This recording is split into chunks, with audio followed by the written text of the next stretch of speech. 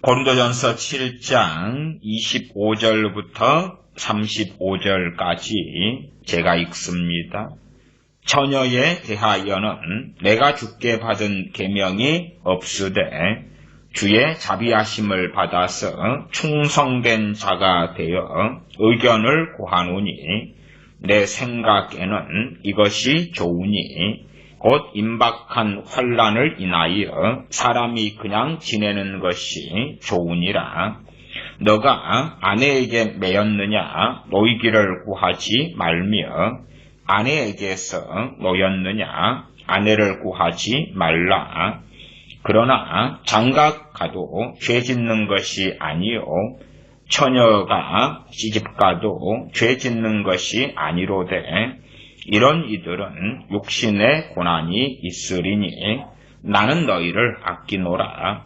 형제들아 내가 이 말을 하노니 때가 단축하여 진고로 이후부터 안에 있는 자들은 없는 자같이 하며 우는 자들은 울지 않는 자같이 하며 기쁜 자들은 기쁘지 않은 자같이 하며 매매하는 자들은 없는 자같이 하며 세상 물건을 쓰는 자들은 다 쓰지 못하는 자같이 하라. 이 세상의 형적은 지나감이니라. 너희가 염려 없기를 원하노라. 장가가지 않은 자는 주의 일을 염려하여 어찌하여야 주를 기쁘시게 할꼬 하되 장가간 자는 세상 일을 염려하여 어찌하여야 아내를 기쁘게 할꼬 하여 마음이 나누이며 시집가지 않은 자와 처녀는 주의 일을 염려하여 몸과 영을 다 거룩하게 하려 하되 시집간 자는 세상 일을 염려하여 어찌하여야 남편을 기쁘게 할꼬 하느니라. 내가 이것을 말함은 너희의 유익을 위함이요 너희에게 올무를 놓으려 함이 아니니 오직 너희로 하여금 이치에 합하게 하여 분요함이 없이 주를 섬기게 하려 함이라. 아멘. 고린도전서 7장 말씀은 굉장히 광범위한 말씀인데 어떤 주제를 다루냐 그러면 결혼 문제, 혼인 문제를 다루고 있는 말씀이 됩니다. 물론 이 고린도전서 7장의 말씀을 이해하는 대전제 가운데 하나는 7장 6절의 말씀이 됩니다. 7장 6절을 가면 그러나 내가 이 말을 함은 권도요 명령은 아니라. 그래서 고린도전서 7장에서는 권도가 많습니다. 권도가 많다는 이야기는 명령이 아닌 권도가 많다. 물론 7장 전체가 다 권도는 아닙니다. 권도는 뭐냐 그러면 권면하는 말씀이에요. 성경에서 권면과 세상에서 권면, 그 다음에 성경 안에서 나온 권도, 권면하고 유사한 말입니다. 성경 안에서 나온 권면도 문맥을 보면 크게 한 두 가지 정도로 나누어집니다. 어떤 것은 그렇게 하면 좋습니다 하는 권면이 있고 그런 개념은 세상에서 쓰는 개념과 거의 비슷합니다. 그렇게 안 해도 죄가 아니다 그 말이에요. 그러나 하면 유익이 있는 것입니다. 또 성경에서는 이 권면, 권도에서도 권면은 하지만 안 하면 죄가 되는 권면이 있어요. 그래서 문맥을 가지고 그 권도나 혹은 권면의 의미가 무엇일지를 잘 생각하고 파악하셔야 됩니다. 결혼 문제, 혼인 문제는 굉장히 어려운 주제입니다. 어려운 이유가 여러 가지가 있어요. 그 중에 첫 번째는 당연하게 우리의 삶 때문에 어렵습니다. 왜 우리의 삶 때문에 어렵냐 그러면 사도 바울이 고뇌했던 것처럼 사람들이 올무가 된다 그렇게 느낄 수 있기 때문에 그렇죠. 오늘 본문의 7장 35절로 가면 내가 이것을 말하면 너희의 유익을 위함이요. 너희의 유익을 위함이다. 너희에게 올무를 놓으려 함이 아니니. 올무 놓으려 함이 아닌데 사람들은 올무로 받아들일 수 있다 그런 말이에요. 주님께서 이혼하지 말라 그랬으면 이혼한 사람들은 그것을 무엇으로 받아들이겠습니까? 올무가 될 수 있다. 올무가. 그래서 주님의 말씀이라도 앞뒤 꼭지를 잘 이해하고 해석하고 살피는 것이 중요한 것. 하나님의 말씀이 우리에게 올무를 놓으려 함이 아니라 죄면 죄대로 회개하고 하나님 앞에 서면 되는 것이고 나아가서 오히려 올무 함정을 피하도록 말씀을 하고 계시는 것. 오늘 본문에서 좀 핵심 구절로 제가 선택하는 것은 7장 28절입니다. 28절을 읽으면 그러나 장가가는 것도 죄 짓는 것이 아니요 처녀가 시집가도 죄 짓는 것이 아니로되. 결혼하는 건 죄 짓는 것이 아니다. 그러나 결혼에는 반드시 변치 않는 진실이 있다는 것. 변치 않는 진실은 무엇이냐? 28절 하반에 이런 이들은 육신의 고난이 있으리니 나는 너희를 아끼노라. 미국의 전해제가 봤을 때에 이혼율이 40% 정도 되었던 것 같습니다. 좀 더 이제는 높은가요? 그래서 일반적으로 말하면 미국 가정의 이혼율이 한 절반 가까이 된다. 그렇게 표현합니다. 우리나라 같은 경우는 이혼율이 그보다는 덜하지요. 젊은 사람들의 이혼율은 거의 절반 가까이 되기도 합니다. 그러나 이제 중년이나 노년까지 다 포함하면 그것보다는 안 되지요. 그러나 점점 이혼율은 높아져 가고 있습니다. 점점 젊은 사람들이 결혼을 안 하려 하거나 혹은 혼인을 늦추는 일들은 아주 많습니다. 결혼을 안 하려고 하는 젊은 사람들이 많이 결혼을 안 하려 하는 이유하고 고린도전서 7장에 나와 있는 거룩한 이유하고는 다릅니다. 같은 건 아니에요. 많은 젊은 크리스천들이 결혼을 안 하려는 이유하고요. 진정으로 사도 바울이 증언하는 처녀와 총각이 결혼을 안 하려는 이유는 달라요. 내가 결혼을 안 하고 안 하려 하기 때문에 하나님 말씀을 나는 지키는 거다. 그렇게 되면 그건 위선이고 거짓말이 되겠지요. 32절에 가면 너희가 염려 없기를 원하노라. 장가가지 않은 자는 주의 일을 염려하여. 결혼하지 않은 사람이 다 주의 일을 염려하는 건 아닙니다. 대한민국의 젊은 청년의 기독교인이나 불신자들이나 다 결혼을 늦게 하는 것은 100%를 이야기하지 않지만 전반적으로 책임지지 않고 결혼하면 내가 번 돈을 내 마음대로 쓰지 못하고 자유가 없고 그러기 때문에 얽매이지 않고 자유를 누리려고 충분히 여행 다닐 것 다니고 그 다음에 자유 중에 하나는 결혼하지 않은 관계에서 남자와 여자와 사귀고 연애하고 동거하고 그 자유를 누리는 가운데 충분히 살다가 이제 인기가 없어. 나이트클럽에 가도 인기가 없어. 그리고 돈이 없어. 세상으로 볼 때에 추레해. 이때쯤 결혼하자. 나아가 결혼하는 많은 부부도 자녀를 이제는 별로 낳지 않습니다. 왜냐하면 구속받기 싫어서 그래요. 그러한 마음과 심성이 나 기독교인입니다. 나는 무신론자입니다. 나는 불교입니다. 그렇게 해도 많은 차이가 없어요. 그러나 진실로 이제 결혼하지 않는 자들, 진실로 크리스천으로서 결혼하지 않는 사람의 걷는 바른 길은 이것이었다. 그 말이 이것이다. 그러면 나 크리스천인데요. 결혼하지 않았는데요. 그런데 32절 하반에 주의 일을 염려하여 어찌하여야 주를 기쁘시게 할꼬. 제가 주의 일, 그러니까 과거에 없던 것이 지금은 많이 교회 안에 만들어졌습니다. 그것을 주의 일이라고 성경적으로 보기 어려워요. 꽤 많은 게 만들어졌다는 이야기는 주일학교가 만들어지고 중고등부 만들어지고 청년부, 여전도회, 남전도회, 노인대학이 만들어지고 셀이 만들어지고 구역이 만들어지고 성가대가 만들어지고 찬양대가 만들어지고 그러한 많은 프로그램에 대한 것이 진리 영역은 아니다 그 말. 그것을 그냥 이퀄 주의 일이다 그러면 그건 거짓말입니다. 주의 일이 될 수가 있고 안 될 수가 있는 것입니다.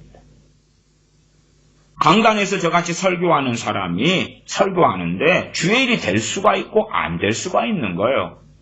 말씀을 잘못 가르치고 전하고 하면 주의 일이 아니죠. 마귀의 일이 될 것입니다. 소경된 인도자가 소경을 함께 끌고 가서 함께 구렁텅이에 빠지는 적그리스도의 일, 마귀의 일이 되겠죠.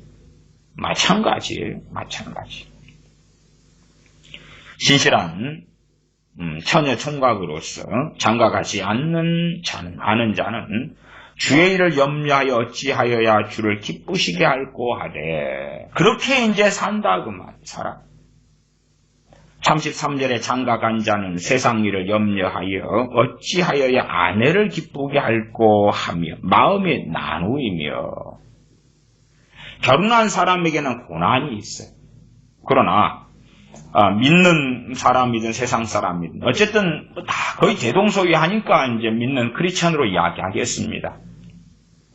왜 결혼합니까? 무엇을 기대하고 결혼합니까? 무엇을 얻기 위하여 결혼합니까? 간단하죠. 행복하려고 결혼하죠. 행복하려고. 가정의 행복을 누리려고 그렇지. 안전을 누리고 평안을 누리고 행복하려고 결혼하는 거예요. 행복하려고. 그리고 하나님의 말씀하고는 아무 상관없이 행복을 결혼을 통해서 주시라고 구합니다. 내 결혼합니다, 하나님. 내가 지금 결혼하지 않으니까요, 별로 행복하지 않아요. 그렇기 때문에 나를 행복하게 할 배우자를 주십시오. 나를 행복하게 할 가정을 주십시오. 나 홀로 있으니까 외로워요. 쓸쓸해요. 아니,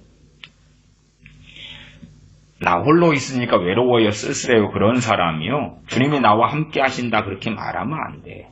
사기꾼이라. 사기꾼. 성령님이 내게 임하셨어. 그러면 사기꾼이라. 사기꾼. 왜? 나 외롭다 그러는데. 다시 말하면 주님 내게 없어라고 동의한 건데. 물론 제가 항상 산데만주의나 혹은 동의적인 믿음에 대한 경고를 하고 있습니다. 행복 주세요. 나 지금 외롭고요, 쓸쓸하고요, 우울증이 있고요. 그러니까 좋은 배우자를 하나님 인도해 주세요. 무슨 말이에요? 나 행복하게 해줄 사람을 주세요. 성경하고는 너무 안 맞는 것이에요. 이제 자녀가 장성해서 결혼할 나이가 되면 부모는 자녀를 위해 기도합니다. 하나님, 내 자녀가 주님 믿든지 안 믿든지, 안 믿으면 좋은 배우자를 주셔서 배우자를 통하여 믿는 배우자 주셔서 믿게 해주시고요. 그럼 내 자녀가 안 믿는데 믿는 배우자 달라는 이야기는 그 배우자, 며느리감이든 사위감이든 간에 믿지 않는 자와 멍에를 매지 말라, 이걸 어기라는 거잖아요. 기도가 이상하다는 걸 이해하지 못해요. 어쨌든 불신자 자식이면 믿는 배우자 주셔서 믿게 해주시고요. 그 다음에 내 자녀가 결혼해서 행복할 수 있는 그러한 배우자를 주세요. 말씀이 7장 28절에 결혼하는 사람에게는 육신의 고난이 있으리니 나는 너희를 아끼노라 그러죠. 7장 28절 하반에 결혼하는 자들에게는 육신의 고난이 있다고. 육신의 고난이 있다고.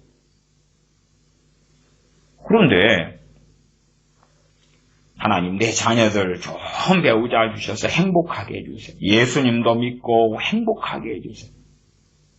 무슨 말이에요 도대체? 하나님을 변개시키려 함이지. 하나님을 지배하고 조종하려 함이고 그걸 넘어서서 하나님께서는 하나님 말씀을 어기세요. 지금 이 말씀 육신의 고난이 결혼한 자들에게 있다는 것은 이건 진리입니다. 진리예요. 이건 권도는 그러기 때문에 결혼 안 하는 것이 좋다가 권도 본면이고 더군다나 이제는 환란이 닥치는 시대가 곧 온다. 7장 26절에 가면 내 생각에는 이것이 좋으니 곧 임박한 환란을 인하여 사람이 그냥 지내는 것이 좋으니라. 임박한 환란에 대하여 크게 두 가지로 저는 해석하겠습니다. 첫 번째는 당시 고린도 교회 시대 상황상 고린도 지역도 로마의 식민지 직할지이고 막 그랬잖아요. 그렇기 때문에 곧 로마의 황제 등에 의하여 믿는 자들에 대한 대대적인 환란과 핍박이 주어지는 것이죠. 그 시대 상황. 그 다음에 더 포괄적으로 가면 주님이 땅에 오셨을 때부터 말세에 들어가는 것입니다. 말세. 그리고 이 말씀을 듣고 보는 우리들의 삶 속에 이런 시대 상황 속에서 임박한 환란이 있을 수 있고요. 우리가 1900년도 초에 산다 그러면은 그때의 임박한 환란은 무엇이겠습니까? 곧 닥쳐올 세계 1차 대전. 나아가 2차 대전까지. 그때 유럽에 살거나 세계 대전에 여파가 있는 지역에 사는 이들이라면 그럴 거 아닙니까? 임박한 환란. 중세시대 흑사병이 왔을 때에 그 시절에 사는 사람은 곧 흑사병이 온다 그러나 모르지만은 임박한 환란이지. 임박한 환란. 그것이 있고 그 다음에 이제 좀 더 포괄적으로는 마지막 때 대환란까지도 이야기할 수 있겠죠. 물론 그건 적용점의 이야기입니다. 이 본문에서 대환란을 언급한 것은 아니에요. 그들이 고린도 교인들이 살 때에 곧 환란이 이제는 믿는 자들의 핍박이 닥치는 시대가 된다는 말. 거기에서 포괄적으로 간다면 그것만이 아니라 칼과 기근과 연병이 나타나는 시대가 될 수 있고 경제적으로 심각한 어려움이 있는 시대가 도래할 수 있다고 말. 그런 시대가 되면 젖먹이나 임산부는 너무 큰 고통을 받지. 도망가려 해도 몸이 무겁고 갓난아이를 적군이 나를 찾는데 숨어 있는데 갓난쟁이가 배고프면 우는 거고 똥 싸도 우는 거고 아파도 울고 적군에게 발각당하고 들키겠지. 아이가 병들어 죽어가면 그 고통은 부모가 그대로 감내해야 되는 것일 거고요. 믿는 자들에게는 결혼하는 자들에게는 고난이 닥친다. 고난이. 이건 진리예요.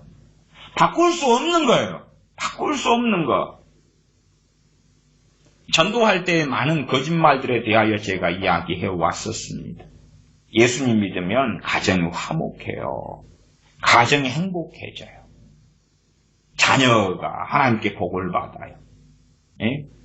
기독교 상담을 통하여 추구하는 것도 부부가 어떻게 하나 되느냐, 하나의 마음을 맞추고 행복하게 살아가느냐. 오히려 성경은 뭘 이야기하냐 그러면 7장 29절로 가면 결혼 생활에 대해서도 이렇게 말씀해요. 형제들아, 내가 이 말을 하노니 때가 단축하여진 거로 이후부터 안에 있는 자들은 없는 자같이 하며 금술 좋은 것과 다르지요. 하나님 내 아들에게 좋은 아내를 주셔서 며느리감을 주셔서 금술이 좋게 해주시고 그냥 웃지요. 웃어. 아니 자녀를 위해 기도하면 아버지 하나님 자녀 행복하게 해주세요. 내 자녀의 가정이 행복하게 해주세요. 크리스천들이 행복하려고 결혼하잖아요. 세상 사람은 말할 것도 없고 불행하려고 결혼한 사람이 어디 있어요. 내가 저 여자가 원수인데 결혼해가지고 괴롭히련다. 그리고 결혼한 남자가 어디 있겠냐 그 말이에요. 행복하려고 결혼해요. 그리고 결혼하는 청춘 남녀가 하나님께 기도해요. 하나님, 이 결혼을 통하여 더 기쁘고 재미나고 행복할 줄로 믿습니다. 믿습니다. 물론 목회자들도 그렇게 전하고 가르치죠.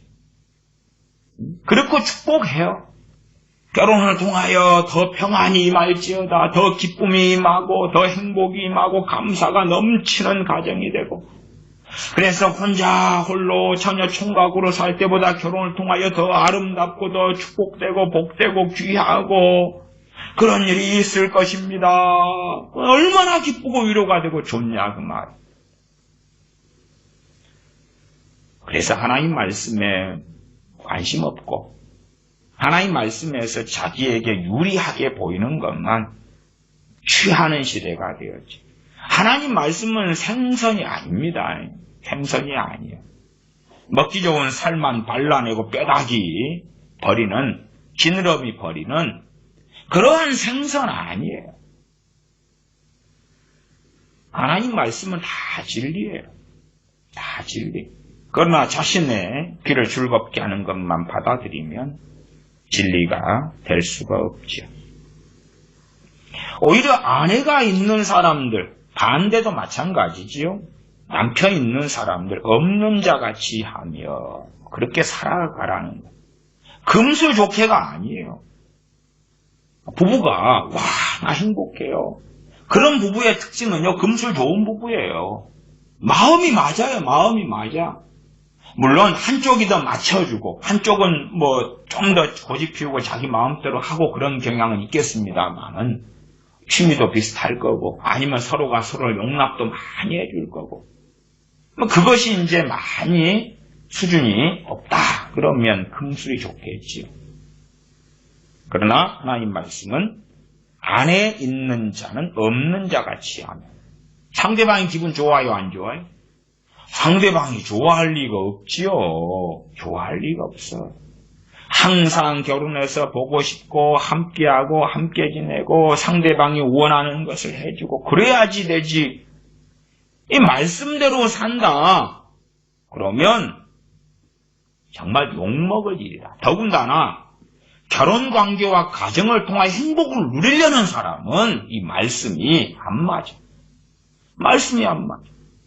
아니 사랑하는 남자와 사랑하는 여자와 하나 돼가지고 행복하고 마음 맞추고 살려는데 하나님 말씀이 없는 자같이 해라니. 그렇게 하려고 결혼했나? 그러니까 이 말씀은 이미 결혼한 사람들한테 한 말씀이에요. 결혼한 사람들한테. 그러니까 결혼한 사람들한테 남편이 있고 아내가 있으면 없는 자같이. 이제 결혼한 다음에 상대방이 꼴 보기 싫어가지고 나 평상시에도 한 집에서 별거하고 없는 자같이 사요. 또 그런 이야기는 아니죠. 또 그런 이야기는 아니에요. 성경 해석이라는 게 상당히 무서울 때가 많아요. 잘못된 성경 해석이. 잘못된 성경 해석을 하면 어떻게 하든지 간에 자기는 말씀을 지키는 사람으로 만들려고 애를 써요. 나는 의롭다. 나는 순종하는 사람이다. 그렇게 하려니까 성경의 어리석고 잘못된 해석은 끔찍한 참사를 일으키죠. 뻔하게 알아야 됩니다. 결혼한 사람들이 아니라 일단은 첫째는 올무를 놓으려고 사도 바울을 통해 하나님 말씀하신 게 아니니까 결혼을 기대하는 사람들은 결혼하면 고난이 있다. 이건 필연이다. 내가 결혼하기 전보다 행복해진다. 그런 사람도 있어요. 그러나 그런 사람의 대다수는 주님 앞에서 주님을 가장 사랑하고 사는 사람들은 아닐 거예요. 그냥 세상 사람들일 거예요. 세상 사람도 말합니다. 결혼이란 해도 후회 안 해도 후회다. 그런 이야기를 할 거예요. 어떤 사람들에게는 결혼이 필요하기도 해요. 7장 9절에 보면 7장 9절 만일 절제할 수 없거든 혼인하라. 정욕이 불같이 타는 것보다 혼인하는 것이 나음이라. 혼인관계는 사람은 성적인 존재로 만들어졌기 때문에 성생활에 대한 것이지. 주로 이제 남자들이 여자들보다 성적인 호르몬이나 성적인 어떤 욕구와 욕망은 훨씬 더 강합니다. 그러나 여자분들 같은 경우도 남자보다는 적어도 성적인 어떤 욕망이 강한 사람들이 그래도 있어요. 일반적으로 남자들이 많이 그러지만 여자들은 정서적 결합을 원하고 남자들은 성적인 어떤 것을 추구하는 경우가 아주 많습니다. 절제할 수 없거든 혼인하라. 그래서 이렇게 절제할 수 없는 사람들의 혼인이라는 것은 결혼을 통하여 혼인을 통하여 고난은 닥치는데 결혼 안 한 것과 한 것을 비교하면 한 것이 더 낫다 그 말이지. 아니 고난이 없다는 게 아니야. 내가 불행했는데 결혼을 통하여 나 행복해질 거야. 하나님께서 절대 보장 안 하시는 것들을 우리는 구합니다. 하나님께서 보장 안 하시는 것들을 구해요. 믿는 부모들도 자녀한테 항상 자녀가 나이 들면 뭘 이야기해요? 언제 결혼해서 내게 손주를 안겨줄 거냐 그래요. 그런 사람들은요 하나님의 뜻에 대하여 관심이 없다는 이야기예요. 관심이 없어요. 인생사에서 혼인은 너무나 중요한 것입니다. 너무나 중요해요. 창세기로 한다면 창세기하고 신약에 와서는 말씀의 흐름이 달라지는 것이 있어요. 왜? 때가 다르니까. 창세기에서는 하나님께서 남자와 여자를 만드신 다음에 둘이 한 몸이 되어라. 결혼이라는 제도를 하나님이 만드셨어요. 하나님이 만들고 세운 제도이기 때문에 굉장히 중요해요. 다시 말하면 하나님 말씀과 어그러지게 혼인이 깨진다는 것은 중범죄에 들어간다는 것. 주님께서 혼인을 너무나 귀하게 여기셔요. 귀하게 여기시기 때문에 이혼에 대하여 계속 주님께서는 경고하시고 말씀하세요. 그 가운데 이제 이혼할 수 있는 경우가 두 가지가 나와요. 그 중에 하나가 고린도전서 7장에가 하나 나오고 주님께서 마태, 마가, 누가복음 등에 음행의 연고에 대하여 말씀하시는 게 있고요. 음행의 연고. 그 다음에 고린도전서 7장에 나오는 이유. 크게 두 가지가 나와요. 그런 사유로서는 이혼이 가능하지요. 그러나 결혼에 대해서 정말 신중해야 됩니다. 왜냐하면 미국의 이혼율처럼 50%에 육박하게 대한민국의 갓 결혼한 최근에 청춘 남녀들의 이혼율이 굉장히 증가하면서 그러면서 믿는 많은 사람들도 쉽게 이혼을 해요. 이유는 성격 차이 아니면 재정 문제, 돈 문제, 것들이 있겠죠. 이게 최소한은 성경상의 이유가 되게 되어야 한다 그 말, 크리스찬들. 물론 그렇지 않게 이혼해 버린 사람들에게 올무를 놓으려고 이 말씀이 있는 게 아니에요. 그러기 전에 하나님 말씀을 통해서 하나님의 뜻을 배우고 알라 그 말이에요. 결혼하지 않은 처녀 총각에게 혼인하는 사람에게는 고난이 있다고. 그건 그냥 필연이다. 피할 수 없는 거다고 말씀하고 있는 거예요. 그러지, 혼인해버렸기 때문에 그러면은 어떻게 해야 되나? 그런 사람들한테 말씀하고 있는 게 아니다 그 말이에요. 고린도전서 7장에도 해당되는 사람들이 다 달라요. 전부 다 달라요. 혼인 생활을 하고 있는데, 결혼 생활을 하고 있는데 상대방이 나를 정말로 괴롭게 해요. 7장 15절로 가면 15절로 가면 이혼의 사유가 나와요. 이혼이 가능한 사유.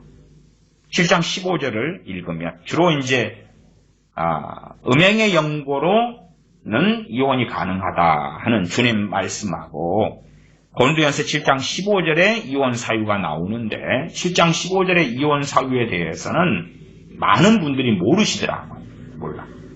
7장 15절도 있다 아셔야 돼요.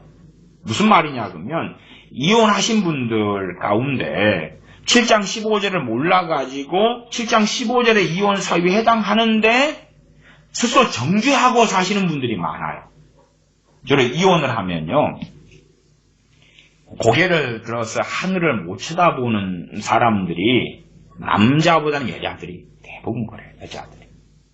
여자분들은 가정을 지키려고 그렇게 애를 써요. 그래서 정말 남자하고 여자가 똑같다고 치면 똑같아서 오래 이혼할 거다. 그런데 그러면 남자 여자가 똑같다며. 근데 여자는 거기서 5년을 더 참아버려요. 거기에서 10년을 더 참아버리고 아니면 애들이 장성해서 결혼할 때까지 참아버려요. 여자들은. 왜? 가정을 지킬 욕망이 강하니까. 그러기 때문에 반대로 가정이 깨질 때의 상처도 굉장히 커요.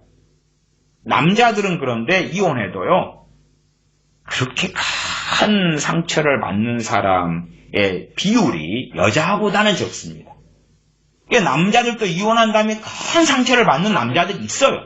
근데 비율적으로 여자보다는 적어요. 그리고 남자들 같은 경우는 상당 숫자는 행복 불행을 어디서 느끼냐 그러면 내가 세상에서 성공했냐, 명예가 있냐, 없느냐 거기에서 느끼고요. 여자들의 상당수는 내가 가정을 잘 꾸려서 이혼하지 않고 잘 살고 있냐, 그런 데서 느껴요.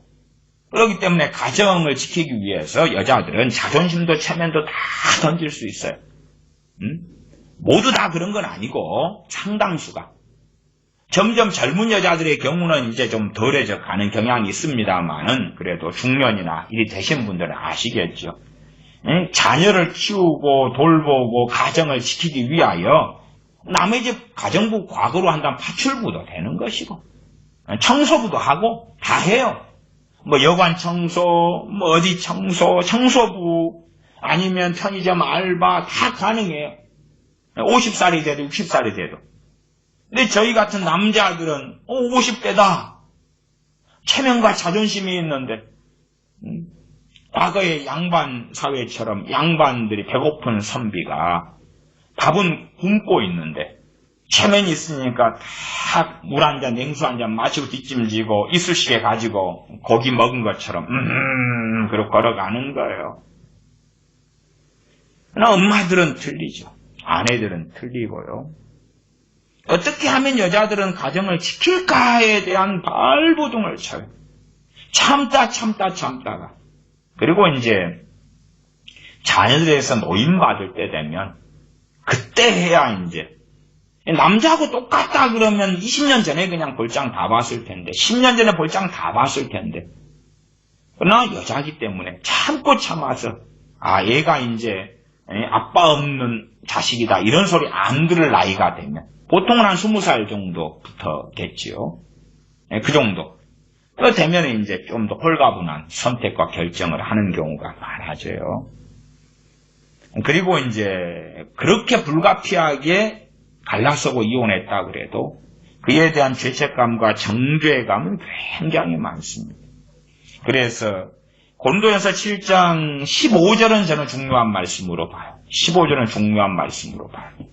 그런 분들은 이 말씀을 본 다음에 내 이혼은 정당했구나 이런 분들은 그렇게 알고 정죄하지 않으셔야 되고 그 다음에 이 두 번째 이혼의 사유에도 해당되지 않게 이혼하신 분들은 이제 회개하셔야 돼요. 그 다음에 또 이해하실 게 하나 있어요. 전에 제가 시리즈 설교로 죄와 형벌 시리즈를 몇 개 했어요. 그것도 다 마무리 지금 못 짓고 있는데 삶의 고난이 닥쳐요. 이혼하고 성경에서 말씀한 두 가지 사유의 이혼 사유가 아니면 고난이 닥쳐요. 더 있어요. 그러니까 그걸 이해하셔야 돼요. 그래서 성경의 이혼 사유하고 상관없이 이혼하신 분들은 미안하지만 아무리 부정하려 해도 고난이 있어요. 정상적인 결혼 생활을 하시거나 정상적인 성경의 이혼 사유하고 다르게 이혼하신 분들이나 고난이 있어요. 플러스 알파예요. 알파는 또 수준마다 틀리겠죠. 그걸 이해를 하셔야 된다 그 말이에요. 다시 말하면 뭐 어떤 극단론자들처럼 뭐 이혼을 했는데 그러면은 다시 전 남편과 합쳐야지 양금의 회계가 안 된다든지 뭐 그런 사람들도 유튜브 설교 보면 많이 있어요. 그건 진짜 말도 안 되는 거예요. 말도 안 되는 거의 증언으로 제가 첫째 증인을 될 수 있는 것은 요한복음 4장에 사마리아 여인이 증인이에요. 사마리아 여인에 대하여 주님께서 하신 말씀이 너 남편을 데려오라 그랬어요. 그 여자가 뭐라 그럽니까? 요한복음 4장에 나 남편 없다 그래요. 그러니까 주님께서 이 여자의 인생을 한마디로 추격하셨는데 너가 남편 5이 있었으나 지금 있는 자는 남편이 아니구나. 동거남인 거죠. 최소 6번째 남자와 살고 있는 건데. 그런데 앞에까지 남편이 몇 명 있었어요? 5명. 남편 5명이 기구하게 다 죽어가지고 6번째 남자하고 동거하고 있는 건 아니라고 봐요. 그 가운데 이혼은 옛날부터 있었고 이스라엘도 이혼이 있어서 모세가 이혼 증서를 써주라 이런 말씀이 마태 마가복음에도 등장하지요. 그에 대하여 주님께서 설명하시는 거예요. 너희 완악함 때문에 이혼 증서의 제도를 만든 거다. 본래 하나님께서 하나 되게 하신 것을 사람이 나누지 못한다고 주님께서 그에 대하여 자세하게 설명하셔요. 그러면 그 이혼이라는 것에 있어서 제가 서두에 말씀드렸잖아요. 다루기가 굉장히 광범위한 주제고 뭐 조금 다루어서 설명될 수 없는 거고 그 다음에 이혼의 상처가 많은 분들이 있기 때문에 사실은 잘못하면 영린을 건드릴 수가 있는 영린을. 그러나 사마리아 여인은 그 남자가 5이 다 죽은 경우는 아닐 거라고 봅니다. 보편적으로 이스라엘도 이혼이 상당히 유행했는데 사마리아는 더 그랬지요. 더 그랬지. 자기가 원하지 않았더라도 남편을 통하여 이혼 당해버린 여자들은 많잖아요. 조선시대에 여자를 쫓아내려고 칠거지약을 만들지요. 그런 것처럼 시대 상황상 여자는 많은 경우는 약자가 되어 있으니까 남자가 버리고 싶으면 이런 핑계 저런 핑계 대가지고 버리는 거예요. 여자들은 지금이야 직장과 직업을 많이 가지고 독립할 여건이 되지만 과거는 그렇지 않은 시대였기 때문에 여자들은 더 남자의 종과 노예가 될 수밖에 없는 시대였어요. 볼모로 잡아요. 자식을 명분으로 여자 멱살을 잡아. 돈을 명분으로 여자 멱살을 잡아. 요즘에 지혜로운 여자들은 그렇게 하잖아요. 아파트가 있으면은 명의를 두 사람 다 명의로 하죠. 과거에는 집에 주택에 대문에 문패가 걸려있다 그러면 남자 이름이 아빠 이름이지. 아빠 이름일 뿐만 아니라 재산권을 보면 남편 이름으로 돼 있는 거예요. 물론 시대가 좋아져가지고 이제 법률을 통해서 어떤 부부라면 아내의 권리를 많이 보장해 주지요. 재산도 분할할 수 있게 되고 여러 가지를 보장받는 시대가 되었지만은 그래도 실제로 상당히 부족한 면이 있어요. 7장 15절을 보면 15절에 이혼 사유가 두 번째 것이 나와 있습니다. 혹 믿지 아니하는 자가 갈리거든 갈리게 해라. 이게 믿지 않는 자가 남편이나 아내든 상대방이 나 너하고 못 살겠다. 그러면 그러면 이혼해라 그 말이지. 이것이 이제 두 번째 이혼 사유예요. 그러면 내 남편이 내 아내가 믿는 사람인데요. 이혼할 수 있는가? 이게 믿지 않는 자, 믿는 자에 대한 정의를 또 어떻게 내리냐에 따라 틀리겠지요. 왜냐하면 고린도전서상에서는 믿지 않는 자가 누가 되는 것입니까? 믿지 않는 자가 누가 되냐 그러면 5장 11절 12절로 가면 여기 믿지 않는 자가 나는 분명히 주여 하는데 믿지 않는 자가 여기 나왔어요. 믿지 않는 자를 넘어서서 악인이 있어요. 교회 안에 악인들. 주여 하는데 교회 안에 악인들. 이건 믿지 않는 자보다 레벨이 더 높은 거예요. 그러니까 믿지 않는 자에 포함되는 거예요. 자기는 믿는다고 했는데 하나님 편에서 거절 거부. 거절거부. 내 자녀 아니야. 그런 명단이 있어요. 명단. 지금은 이 명단에 속한 사람들이 교회 안에 아주 많고요. 심지어는 목사님들 가운데서도 많아요. 목사님들 가운데서도. 간혹 그 남편 목사님한테 맞고 사는 목사님 사모님들이 있어요. 맞고 사는 사모님들. 가정폭력은 다반사인 가정들도 꽤 있어요. 그래도 사모님은 덕을 세운다고 교회에 말을 못하고요. 갈라서지도 못해요. 왜 그렇게 하면 하나님의 교회는 어찌 될까? 노심초사하니까. 5장 11절 12절 보면 이제 내가 너희에게 쓴 것은 만일 어떤 형제라 일컫는 자가 음행하거나 탐남하거나 우상숭배를 하거나 형제라고 일컫는 자잖아요. 세상 사람이 아니고. 지금 이 말씀은요. 사사로이는 내 가족이냐 남편이냐 아내냐를 떠나서요. 하나님 앞에서를 이야기하는 거예요. 진리적으로 말씀하는 거예요. 형제라 일컫는 자가 음행하거나. 아니, 크리스천이 음행할 수 있어요. 있어. 크리스천이 음행한 다음에 그 죄가 드러나면 뭐 하는 것입니까? 회개를 해야죠. 회개도 거기에서는 음행하는 것을 멈춰야 되죠. 내가 크리스천인데 내 아내 말고 다른 여자를 두고 산다. 발각됐어요. 손이 발이 되게 빌고 회개하고 돌이키고 그래야 되는데 야, 네가 나한테 잘해줬어 봐. 내가 바람 피겠어? 그렇게 나오면 이건 여기에 해당되는 음행하는 자에 들어가는 거예요.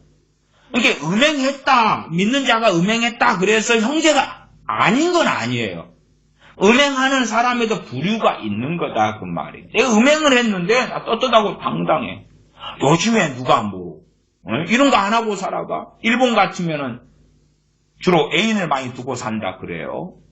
그래서 심지어는 어떤 경우는 자기 아내가 미장문을 하는데 미장문에 이제 종업원이 필요하다는 거예요. 그러니까 자기가 데리고 사는 여자 애인이 아내 말고 애인이 일자리가 없으니까 자기 아내한테 이야기하는데 내 애인을 미장원에 고용해서 일을 좀 시켜주라. 그러면 또 이 여자가 서로 애인을 인정한대. 아내도 애인이 있고 남편도 애인이 있고 그런 아주 놀라운 사회의 양상이 일본에 꽤 있다. 그런 이야기도 듣습니다. 믿지 않는 자가 누구냐? 그런 사람이 기독교인이다. 그러면 그 사람은 이 음행하는 자인 거예요. 음행하는 자.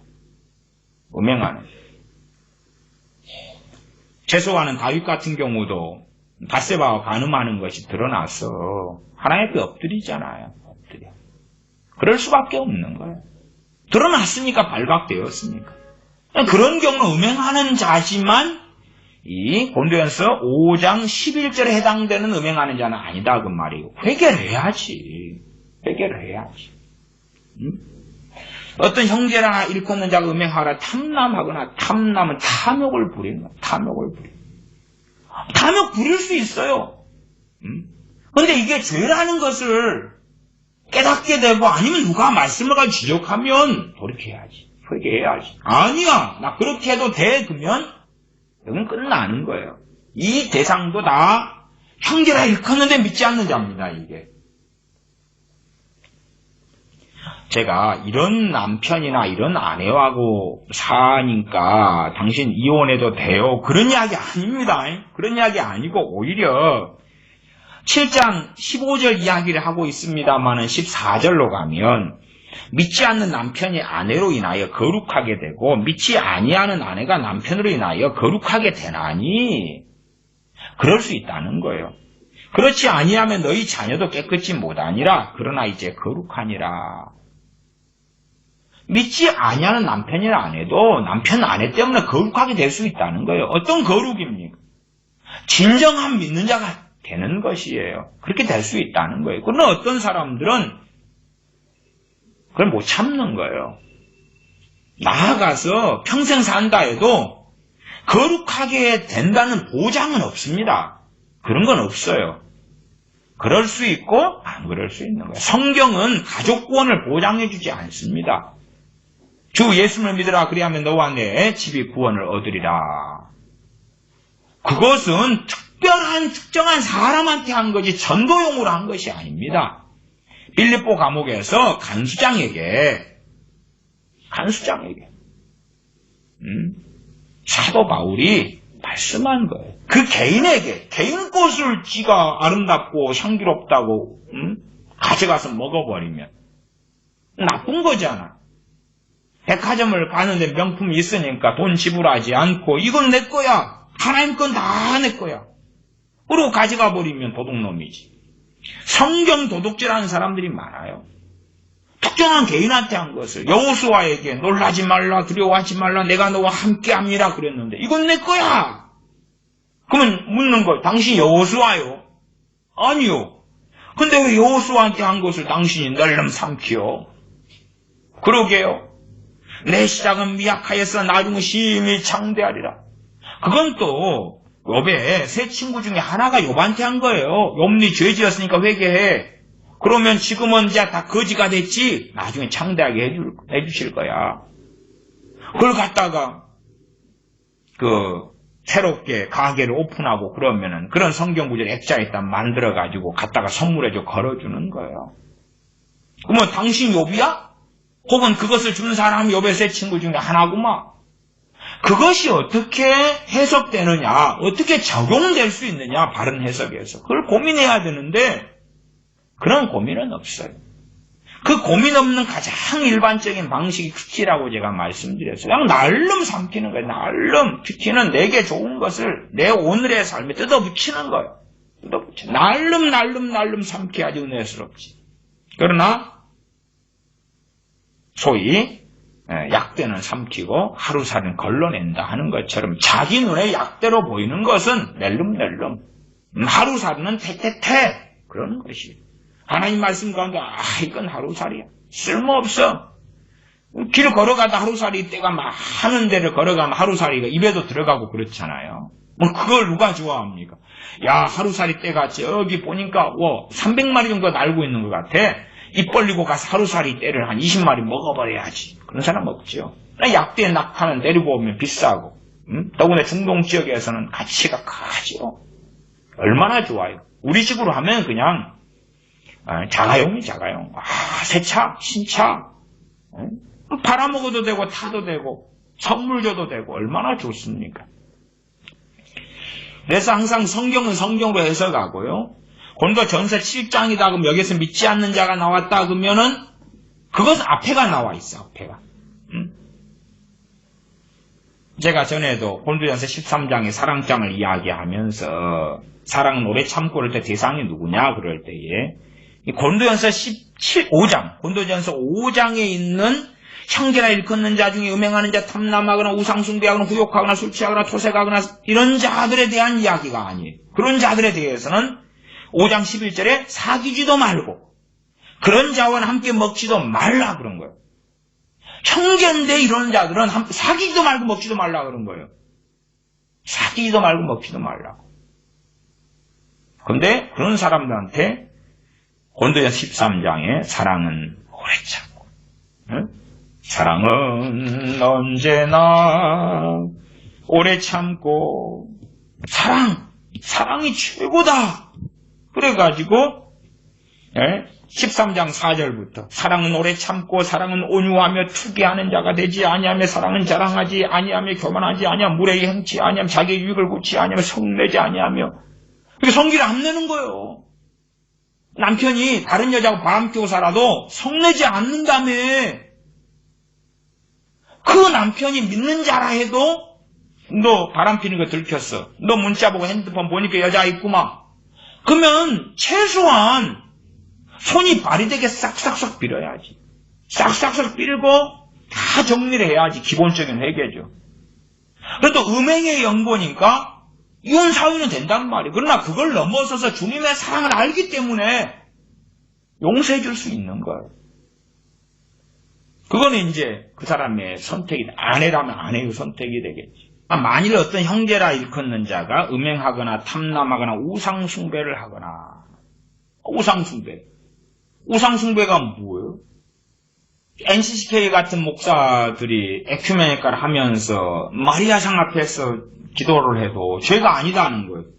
이미 그것부터가 이제 마귀적이고 적그리스도적이죠. 그러면 그 사람들은 악한 자들, 악한 자들. 제가 왜 NCCK나 WCC를 그렇게 이야기하냐고 하면 말씀 그대로 악한 자들이잖아요. 우리 차이가 없어. 에큐메니카는 목사들 다 그런 건 아닙니다.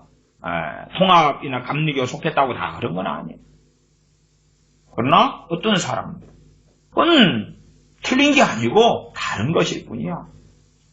그러면 가톨릭의 신앙은 큰 집이고 거기에서 우리가 나왔어. 큰 집에서 작은 집인 프로테스탄트가 나왔어. 제가 웃지요. 미쳤는가요? 미쳤어요. 미쳤어요. 우상숭배자들, 우상숭배자들. 그러나 그들은 우상숭배를 회개합니까? 안 합니까? 안 해요.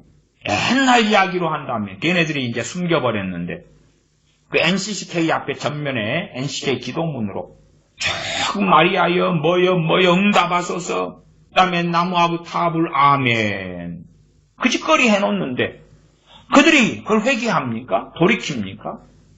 그들은 악한 자지. 고린도전서 5장 11절 하반으로 한다면 사귀지도 말고 그런 자와는 함께 먹지도 말라.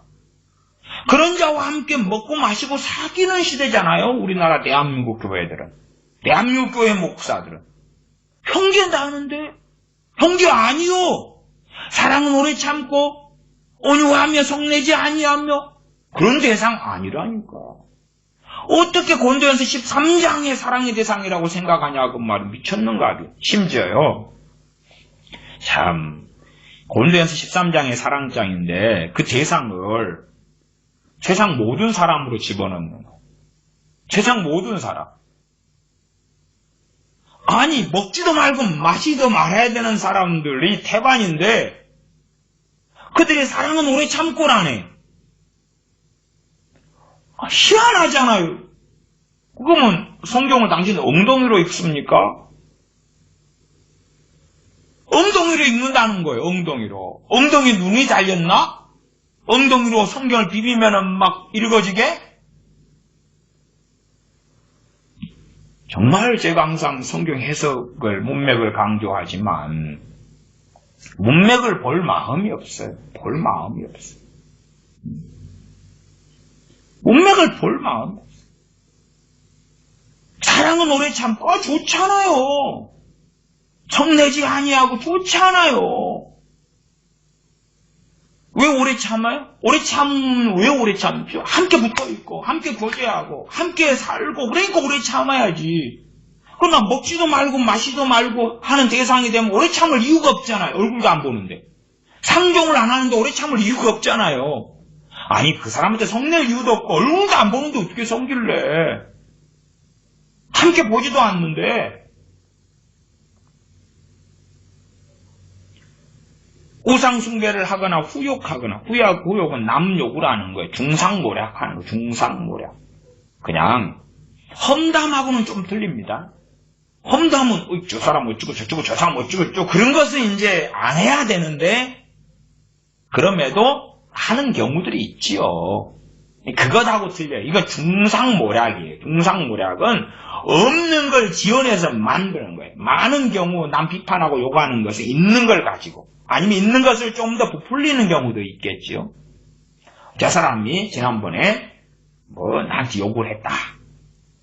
나에 대해서 뒤쪽으로 안 좋은 소문을 냈다. 진짜로 그런 일이 있었다면 그런 일을 가지고 왜 저 사람 저런지 몰라. 그것은 후욕하고는 좀 틀리죠. 그러나 죄는 죄예요. 근데 후욕은 중상모략을 하는 거. 저 사람이 정상적인 사람인데 저 여자 술집 여자라네. 중상모략 후욕이죠. 그 사람이 누구냐? 그렇지 아니다네. 함께 사귀지도 말고 그런 자와 함께 먹지도 말라. 사실은 이런 사람들이 교회 안에 많이 생겨요. 또 교회 안에서도 과거에서부터 점치러 다니는 사람들이 있어요. 점치러 다니는. 신년 운세 보고 다니는 사람. 우상숭배자잖아요. 상종 안 해야 돼. 근데 심지어 그런 사람을 이 목회자가, 목사가 권사로 장로로 세우는 거라. 권사로 장로. 제사 지내는 사람. 그런 사람은 좀 우리가 권면하고 책망도 하지만 그 제사 지내면서도 들킬까봐 벌벌 떨고 누가 알면 어떻게 하지? 이게 말하자면 뭐 맏며느리여가지고 여러 학대를 받을 수밖에 없는 상황이. 그런 가운데 이제 제사 음식이라도 좀 차려주고 절은 안 하고 서로 타협을 하는 거죠. 그것도 잘못이에요. 잘못이지만은 그런 상황에서 여기에서 악인에 들어가는 상황은 아니다 그런 거예요. 실제 그 삶으로 들어가면 좀 다양하고 복잡해지는데 내가 로마 가톨릭처럼 당당하게 추석날 되거나 설날 되면은 신부가 가톨릭 성당에서 그냥 조상 제사를 지내준단 말이에요. 거기에 참여하고. 그런 인간들이 이미 마리아 상 앞에 절하고 기도하는 인간들이기 때문에 수혜치를 가치도 없습니다만은 나 예수 믿으면서 제사도 지내도 돼 이런 개신교인이 있다 그러면 이거는 상종 못할 사람. 상종 못해. 근데 이제 그 사람이 이제 교회 집사라고 합시다. 그리고 심지어는 그 사람이 내 남편으로 있다고 합시다. 그래서 아내인 나한테 자기도 나 집사요. 나 제사 지내겠어. 부모 제사 지낸단 말이야.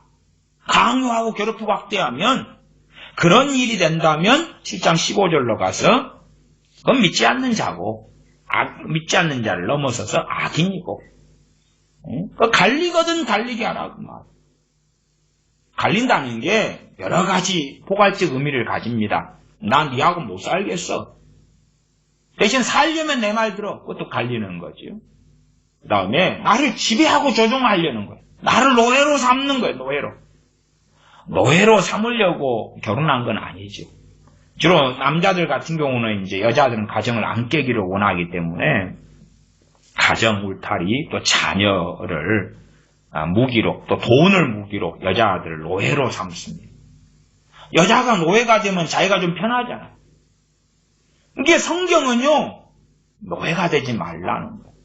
최소 결혼 문제인데 7장에도 나와 있어요. 7장 23절을 보면 너희는 갑으로 사신 것이니 사람들의 종이 되지 말라. 여기에서 직접적인 의미는 과거의 노예 제도를 이야기합니다. 너가 믿는 사람이면서 노예가 되지 말아라 그 말이에요. 이걸 더 포괄적으로 하면 사람의 종이 되는 거야.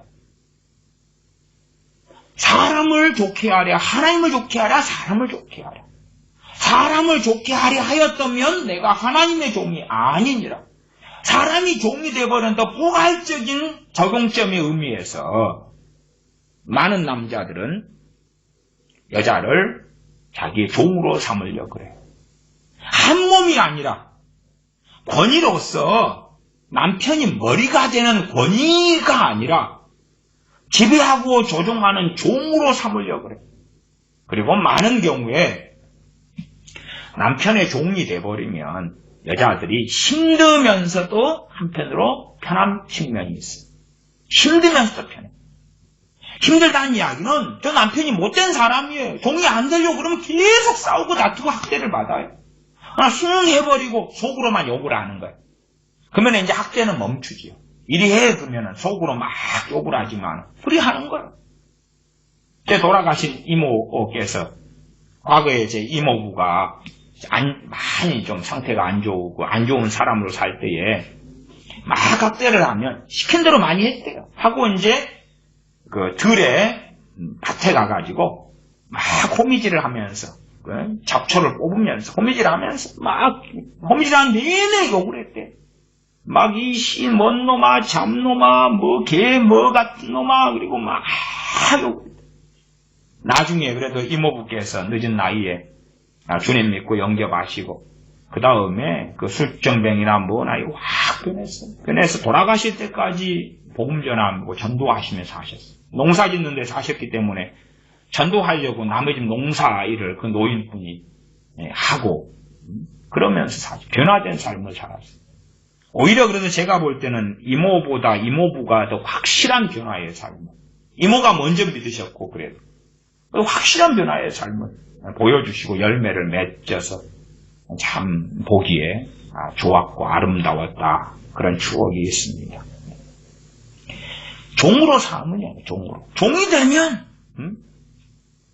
상대방이 악인일 경우는 내가 종이 돼버리면, 나를 자기 마음대로 지배하고 조종하려는 거야. 그러면, 그 종의 길이지. 남자들 같은 경우는 어쨌든, 요즘에도 한 80%의 남자들, 이렇게 저는 이야기를 합니다. 80%의 남자들은 여자를 종으로 삼기를 원해요. 그래서, 적절하게 싸워야 돼. 싸워야 돼. 어떤 싸움이에요? 하나님의 종이 되고 주님의 종이 되려니까 사람의 종이 되지 않는 거예요. 그러니까 고난이지. 그래도 남자들이 한 20%는 여자한테 좀 맞춰주는 스타일이 있어. 20%는. 5명 중에 하나 정도 이리저리 되는 것 같아요. 그러니까 종으로 삼기보다도 더불어 살려는 거예요. 물론 더불어민주당하고는 틀립니다. 걔네들은 더불어 살려고 안 해요. 어쨌든 남자들의 20%는 더불어 살려는 거고 남자들 80% 이리저리 제가 제 경험과 체험상입니다. 종으로 삼으려 여자를. 여자를 이리저리 끌고 다니려고 그래요. 음식도 그러잖아요. 더불어 살려 그러면 오늘은 내가 좋은 것을 외식했으면 내일을 외식할 때는 네가 맛있는 걸 먹어. 물론 연애할 때야 먹고 싶은 거 먹고 싶어. 여자가 먹고 싶은 걸 고르게 했겠지요. 결혼한 다음에는 7장 15절로 건너갑니다. 믿지 아니하는 자가 갈리거든 갈리게 하라. 갈리는 방법 중에 보편적인 것이 노예로 삼는 노예로. 난 니하고 헤어지기 싫어. 갈라서기 싫어. 너는 나의 노예가 돼. 그게 갈리거든에 들어가는 거예요. 갈리거든. 그런 것은 이혼 사유가 되죠. 갈리거든 갈리게 하라. 형제나 자매나 이런 일에 구속받을 것이 없느니라. 그러나 우리가 상대방에게서 자유를 얻으려고만 사는 게 아니라 내가 가정에서 부르심 받았으면 내가 결혼 생활하는 사람으로서 부르심 받았으면 그것을 파괴하고 끊기보다도 거기에서 어떻게 내가 소금과 빛이 되느냐가 먼저라고 말이에요. 24절로 건너가면 형제들아 각각 부르심을 받은 그대로 하나님과 함께 거하라. 부르심을 받은 그대로라는 이야기는 내가 자유인이다. 그러면 종되지 마라. 내가 결혼 생활 중이다. 거기서 믿었잖아. 그러면 이혼하고 갈라서지 마라. 결혼하면 고난이 있다. 그러니까 나 헤어져 버리면 고난이 없겠네? 그거 아니야. 왜 헤어지면 고난이 또 있어요. 그것이 하나님 말씀했던 합법적인 그런 헤어짐이나 이혼이 아니라면. 그리고 제가 결혼은 하나님께서 만든 제도이기 때문에 그 제도 안에 들어가는 것을 조심해야. 그래서 미혼 남녀들에 대하여서 결혼하면 고난이 있다고 말씀하고 들어가 버렸으면 그 결혼이란 언약을 깨버리는 것이 굉장히 위험하다는 걸 알아야 해요. 결혼을 했다가 결혼을 취소하는 게 이혼이죠. 그것이 성경에 합당한 사례가 아니면 제가 앞에 7장 15절을 많이 설명한 것은 성경에 합당한 사례로 이혼한 사람들이 많아요. 7장 15절에 해당되는데도 여자이기 때문에 가정을 지켜야 되고 여자라면 압이 없는 자식을 안 만들려고. 그래서 이제 하다가 버티다가 이혼한 사람도 있는데 7장 15절에 해당하는 사람들이 꽤 있어요. 그런 사람은 정죄하지 마시라 그 말이고. 그러나 7장 15절이든 아니면 주님께서 음행의 연고가 아니거든 그냥 내가 안 맞아. 성격 차이라. 그건 살기 싫어. 그래서 이제 헤어졌는데 그런 사람들의 경우는 아니고 그런 사람들의 경우라도 제가 요한복음 4장에 그 사마리아 여인이 남자가 5명이 있었고 6번째 남자하고 사는데 그는 메시아 때 주님을 만나고 그리고 구원을 받잖아요. 용서받을 수 있다는 거예요. 당연하게. 근데 제가 죄와 형벌 시리즈에서 말씀 안 드려요. 용서는 맞는데 이 세상에서 고난은 있다 그 말이에요. 고난은 있어요. 정도에 따라 고난은 있어요. 주님께서 나의 죄에 대한 모든 것을 담당해 주셨다. 그렇기 때문에 내가 주님 믿으면 고난이 없다.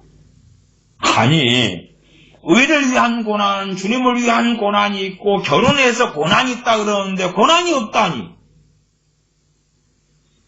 우리가 이 땅에 살면서 70, 80평생을 살다가 죽잖아요. 그럼 병 안 들어요? 안 아파요? 말씀에 대해서 올무를 놓으려함이 아니고, 올무를 놓으려함이 아니고, 말씀에 비추어서 내가 죄면 회개해야지요. 죄면 회개해야지.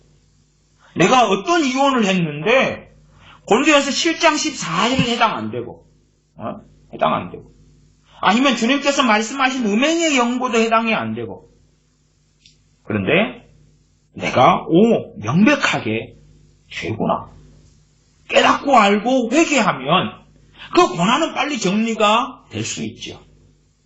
그러나 이혼이 일상화된 시대에서, 나아가 이혼 그 다음에 재혼도 일상화된 시대에서 분명히 말씀으로 한다면 내가 죄인데, 제가 이혼은 심각한 죄라 그랬어요. 근데 죄가 죄인지를 모른다. 그러면 그 사람이 크리스천이면 하나님과 관계는 상당히 멀 수 있고 회복이 안 되기도 쉽다고 말이에요. 근데 말씀을 가지고 올무를 놓으려는 게 아니라 하나님과 바른 관계 속에 들게 하려고 말씀하고 말씀을 전하고 말씀하는 것이에요. 다시 14절을 한 번 더 보면 믿지 아니하는 남편이 있어. 그래서 믿지 아니하는 남편의 종류는 두 종류겠죠. 한 종류는 진짜 불신자고, 또 한 종류는 이 5장 11절에 해당되는 이 악한 사람들이. 5장 13절로 가면 외인들은, 세상 사람 불신자들은 하나님이 판단하시려니와 이 악한 사람은 너희 중에서 내어 쫓으라. 내어 쫓으려면 판단을 해야 돼요. 이 사람 형제라 하는데 이 사람 누구야 도대체? 판단을 해야지. 먹지도 말고 마시지도 않을 거지. 그런데 판단하지 말아라고. 판단하지 말아라고. 판단하라고 있는 게 있고 하지 말라는 게 있어서 문맥적으로 어느 말씀과 상황에서는 판단하지 말라고 하나님 말씀하시는지, 어디에서는 판단하라고 말씀하시는지를 알아야 되는데, 성경을 다 판단이란 단어하고 비판 나누니까 퉁쳐가지고 그냥 섞어 짬뽕 해가지고 개밥을 만들어 버리면 되겠냐고 말이야. 술 취하거나 토색하거나, 토색. 많은 목회자들이 토색 잘합니다. 토색은 약탈하는 건데요. 하나님의 말씀 빙자해서 약탈 잘합니다. 어떤 사람은 참 은사를 빙자해가지고요. 어떻게 알았는지 몰라도 너 오늘 적금 타잖아. 하나님께 그거 바치래. 그래가지고 어이구 덜미 잡히는 거예요. 오늘 적금 1200만 원 다른 날인데 하나님 다 아시네. 혼자 하나님 바치라 그랬다니까. 바치는 거죠. 토색이지. 토색. 토색하거든 사귀지도 말고 그런 자와 함께 먹지도 말라. 5장 11절의 비극이 뭔지 아세요? 5장 11절의 비극이요. 그 사람이 나와 함께 산 남편과 아내고 부모가 형제고 자식이고 그건 비극이라. 근데 분명히 이런 사람들이 한 데서 뚝 떨어진 거 아니에요. 손오공처럼 저기 어디 화가산에서 뭐 손오공이 그 서유기 같은데 돌멩이에서 나왔다든가 그런 거 아니잖아. 누가 나왔어요. 누구의 자식이라, 누구의 남편이고 누구의 아내고 누구의 형제고 누구의 부모고 누구의 시어머니 시아버지고 그렇단 말이에요. 그러니까 최고 무서운 것이 믿는 형제. 어떤 형제. 왜? 이런 사람 가운데 안 믿는 자면요, 안 믿는 자는 상관없다. 내게 무슨 상관이냐. 안 믿는 자는. 그리고 안 믿는 사람은요, 소망이 있어요. 왜? 안 믿는 사람이 주님 믿게 돼가지고 다 변하는 건 아니에요. 그대로 남아있는 사람도 많아요. 믿기 전하고 똑같은 사람도 많아요. 그런데 어떤 사람은 획기적으로 변해요. 획기적으로. 마수사 시몬은 믿은 다음에도 안 변하죠? 더 못해 처먹어지기도 해요. 사도 바울 청년 사울은 변해요. 달라요. 그래서 안 믿는 사람이면 외인이라 그러죠. 5장 12절로 하면. 이런 사람 믿은 다음에 달라질 수 있어요. 그러나 이제 어떤 형제라 그러니까 복음 접했고 영접기도 했다 그러고 세례 받았다고 믿었다 그 말이에요. 믿었는데 악인들은 이건 완전히 뭐 볼장 다 봐버린 거예요. 볼장 다 봐버렸어요. 그래서 악인이라 그래요. 5장 13절에 외인들은 하나님이 판단하시려니와 이 악한 사람은 너희 중에서 내어 쫓으라. 내어 쫓으라 그랬는데 사랑은 언제나 오래 참고. 제가 이런 악인에 들어가는 어떤 남자분을 아는데 이런 남자하고 사는 여자 집사님이요. 이 남자도 집사님이라. 그래가지고 교회에서 부부 찬양대회 하면요. 둘이 손잡고 가서 사랑은 그거 많이 하거든요. 그거 그러는 거예요. 앞에 가서. 손잡고. 이 남편이 여기에 들어가는 악인이거든요. 근데 사랑은 언제나 오래 참고. 그래가지고 준비를 한 3일 해가지고 부르는 거예요. 그리고 이 남편이 뭐라 그러냐. 자기도 교회 집사거든. 이 사랑을 요구하는 거. 본도에서 13장의 사랑을 아내에게 요구하는 거예요. 자기 나 집사야. 술 마시고 담배 피고 전문용어로 개집질하고 다 해. 그래놓고 봐봐라 오래 참으라 했지. 성내지 말라 그랬지. 막 자기가 이제 다른 여자하고 자고 와이셔츠에 립스틱 묻혀가지고 날밤 새고 오니까 당신 그러지 마. 왜 성내지 말라 그랬지. 사랑은 성내지 아니하며. 악인들은 너희 중에서 내어 쫓으라. 이건 권면이 아니라 권도가 아니라 명령이에요. 명령. 실제로 우리의 삶에 적용할 때가 굉장히 어렵지. 근데 애들 아빠인데 이 사람 어떻게 한 거야? 그래서 어렵지. 그러나 이제 그런 사람들 가운데서 어째 죄 가지고 갈라서는 경우가 있는데 그건 죄가 아니다. 그 말. 그런 이혼은 죄가 아니다. 그까지는 말씀드리는 거예요. 그러나 이제 믿지 않는 사람들, 그렇게 믿는 사람이라고 하는 사람인데 이런 악인은 이제 진짜 거의 볼장 다 봐버린 거예요. 볼장 다 봐버렸는데 진짜 안 믿는 사람이라. 그게 7장 13절 아닙니까? 어떤 여자에게 믿지 아니하는 남편이 있어. 믿지 않는 사람도 우상숭배하고 살지 뭐 제사 지내고. 그러지 않아요? 그런 사람이 있어서 아내와 함께 살기를 좋아하거든 그 남편을 버리지 말아라. 남편을 아내에게 버리지 말아라. 반대도 마찬가지지. 그 아내와 함께 살기를 좋아하거든. 나는 안 믿는데 나는 절에 갈 건데 너는 예수님 잘 믿어. 핍박 안 할게. 그지? 나 니하고 살고 싶어. 근데 같이 절에 가야 돼. 그러면 살기 싫어하는 거예요. 갈리기를 원하는 거다. 그 말이에요. 그래서 남자들은 여자들을 종으로 노예로 삼기를 원하는데 종으로 노예로 나 니하고 헤어지기 싫어. 왜? 여자가 있음으로 자기가 편한 게 너무 많거든요. 나 이혼 싫어. 근데 진실로 갈리기를 원하는 것이지. 노예로 삼아서 끌고 가는 거야. 난 니하고 살 거야. 얼마나 좋아요. 밥 해주고 빨래 해주고 애 낳아주고 애 키워주고 돈 부족하면 돈도 함께 벌어주고 그다음에 자기 부모도 책임져주고 시어머니가 어디 아프다 그러면 병원도 네가 모시고 가. 돈 부족하다 그러면 친정에서 돈 끌어와. 친정집에 가서 된장 가져와. 고추장 가져와. 김장한 거 가져와. 여자가 있으니까 얼마나 편해요. 난 니하고 살고 싶어. 오면 서방님 밥 드세요. 서방님 이불 깔아놨어요. 서방님 여기 물 받아놨어요. 머리 감으세요. 와이셔츠 달아놨어요. 옷에 탁해놨어요. 남자가 뭘 아쉬울 게 얼마나 있냐 그 말. 심지어는 실직자 되고 무직자 되고 일도 안 하고 게을러가지고 게임이나 하고 자빠져도 누가 돈 벌러 나가요 결국은? 아내가 돈 벌러 나가지. 못 견디다가 애들 먹여야 되겠거든. 자존심 체면이 어디 있어요. 애들 학교 보내고 먹여 살려야 되는데 그런 거 없어. 여자들이 80% 가까이 되는 여자들 그런 거 없어. 그런 거 안 따져. 부끄럽지도 않아. 내 자식 먹인다는데 나가는 거예요. 돈만 되면 나가는 거라. 남의 집 80으로 가든지 편의점 알바로 가든지 붕어빵을 굽든지 안 부끄러운 거라. 그냥 나가는 거야. 결혼은 고난이 따른다. 고통이 따른다. 그리고 시대 상황상 반복되고, 그리고 지금 시대가 그런 시대라고 저는 말씀드립니다. 임박한 환란이 있는 시대. 임박한 환란.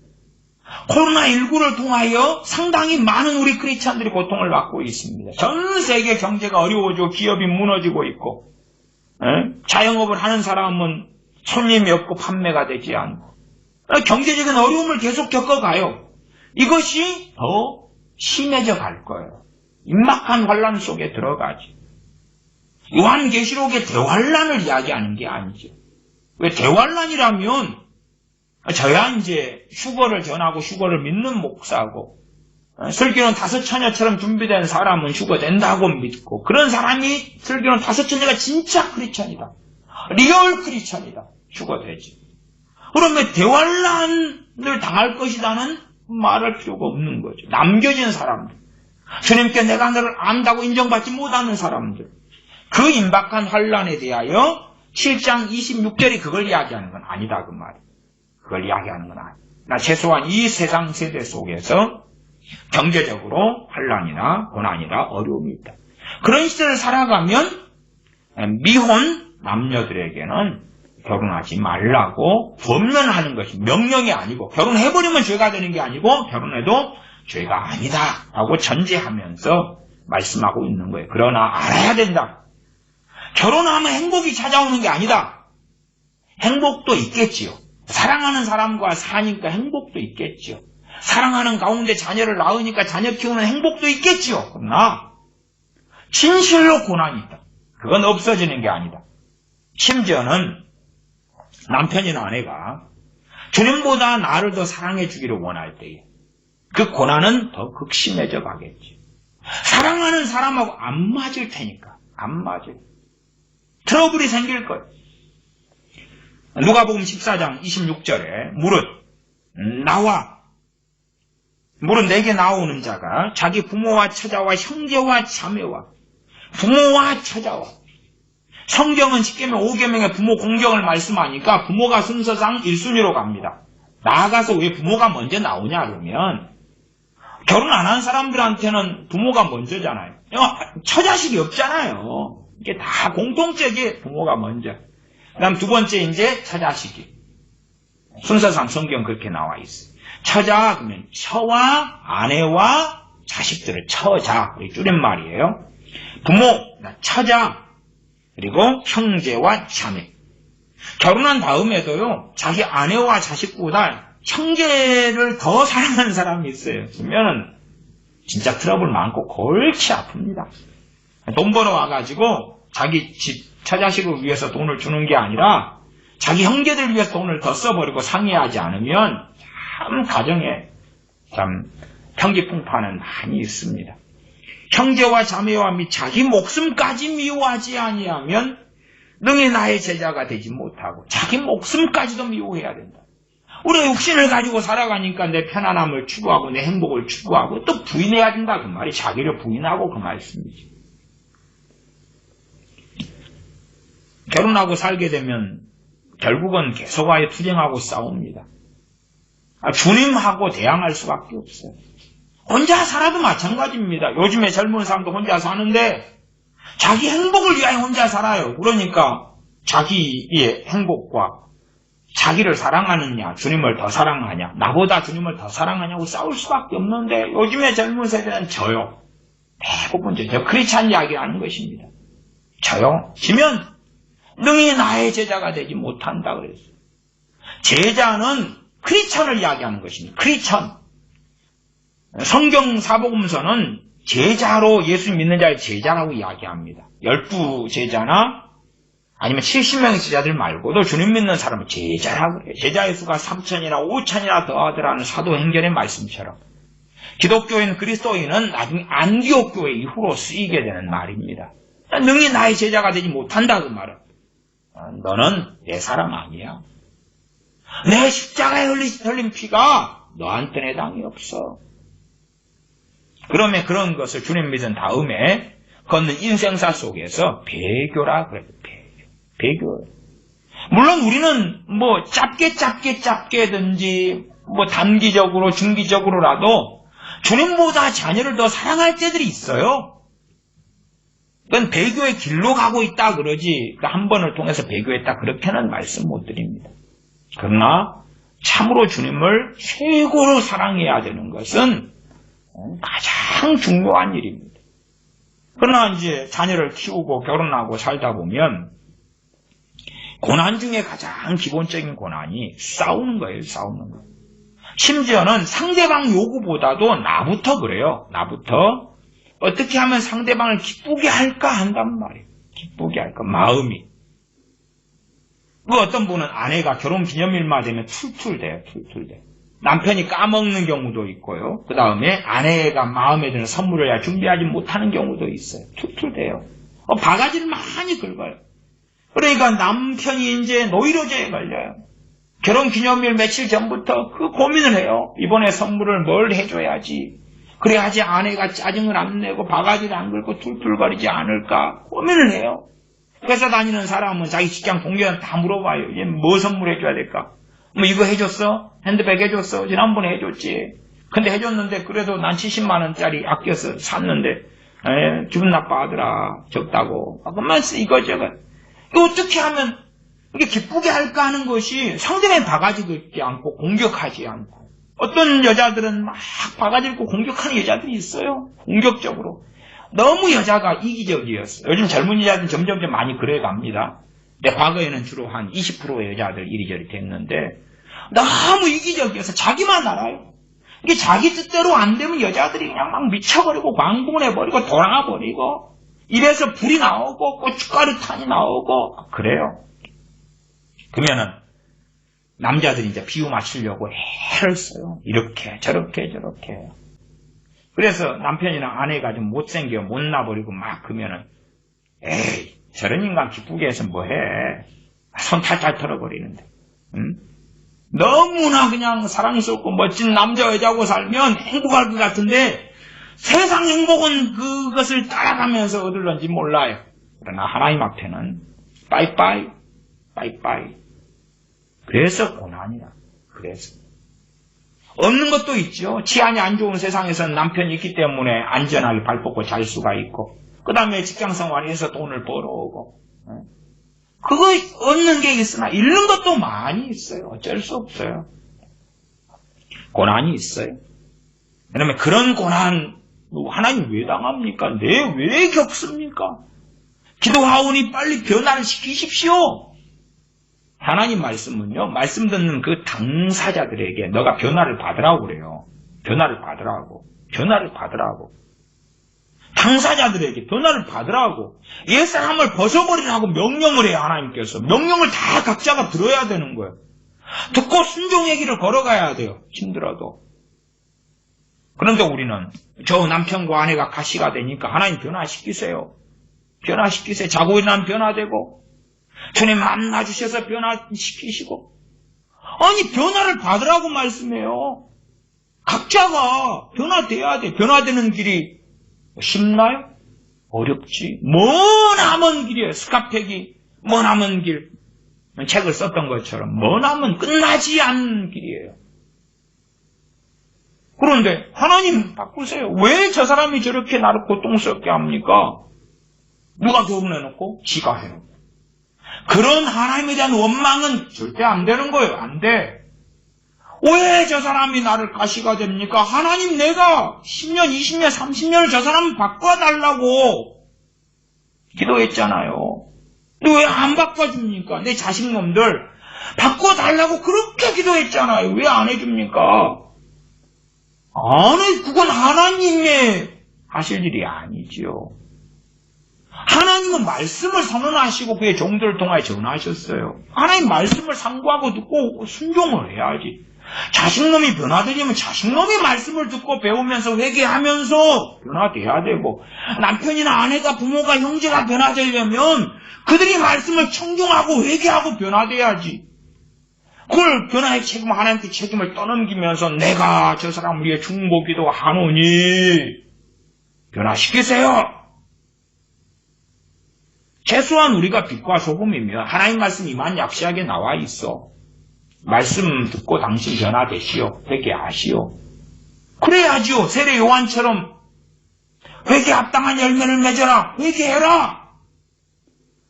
그 하나님의 사람이 되어야 되지요. 그러나 그런 이야기 하면 악할수록 성질 내겠지요. 악할수록 열받겠지요.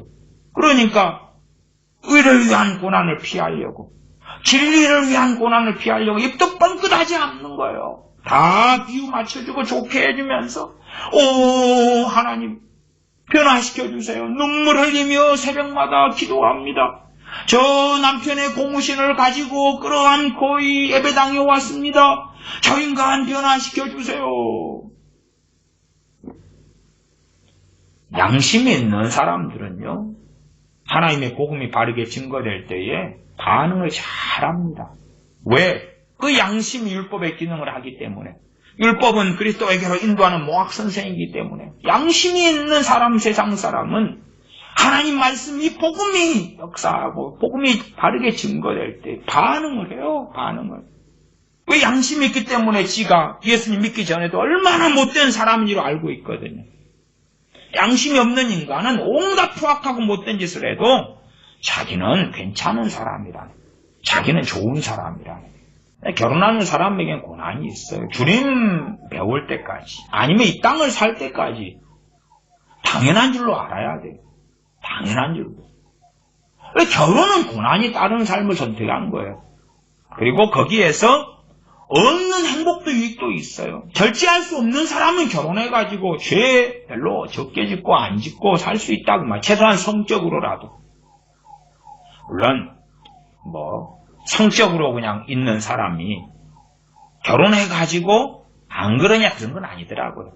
성적으로 막 밝히고 이런 사람들이요, 결혼한 다음에 똑같아요. 그런 사람이 더 많습니다. 이렇게 결혼해서 남편과 아내와의 어떤 결혼 생활에서 만족하는 게 아니라 결혼 잠깐 하고 3개월 지난 다음에 다른 여자 찾아서 다른 남자 찾아서 가버리는 거예요. 참 슬프죠. 사실은 막 성적으로 막 이런 많이 밝히는 사람들이 그 습성 아예 못 고칩니다. 근데 최소한 하나님께서 이제 이 사도 바울을 통해서 권면해 주는 것은 너희들이 절제할 수 없거든 결혼해라.